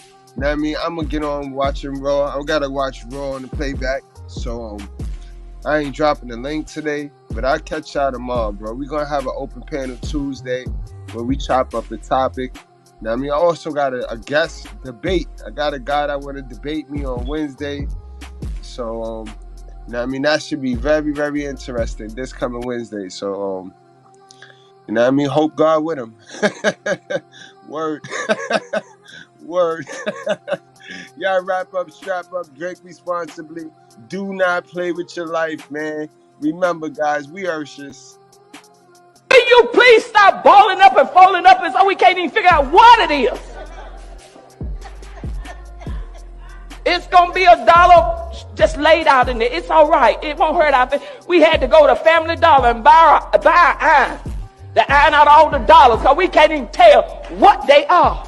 I work in the trustee ministry and we're trying to go to Golden Corral too. By the time we iron out all the dollars, everything is closed. And we don't even cook on Sunday no more. So just lay it in the plate. It's still going to be $1. Amen. Come on, y'all. Let's just get along. Come on. Help us out. Because we Urshus. We Urshus. Amen. We're here to serve you. And no.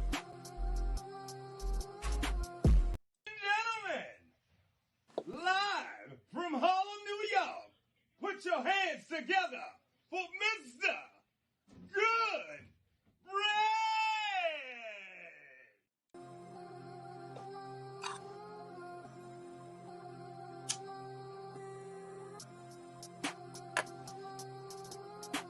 You better recognize and you better like and subscribe.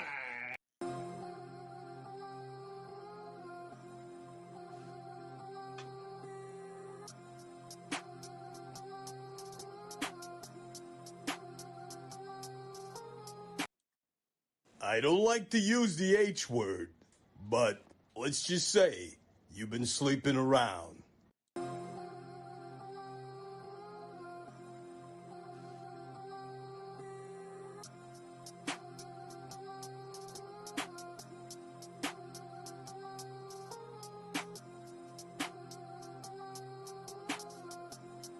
Oh, it's true. It's damn true. Oh, it's true.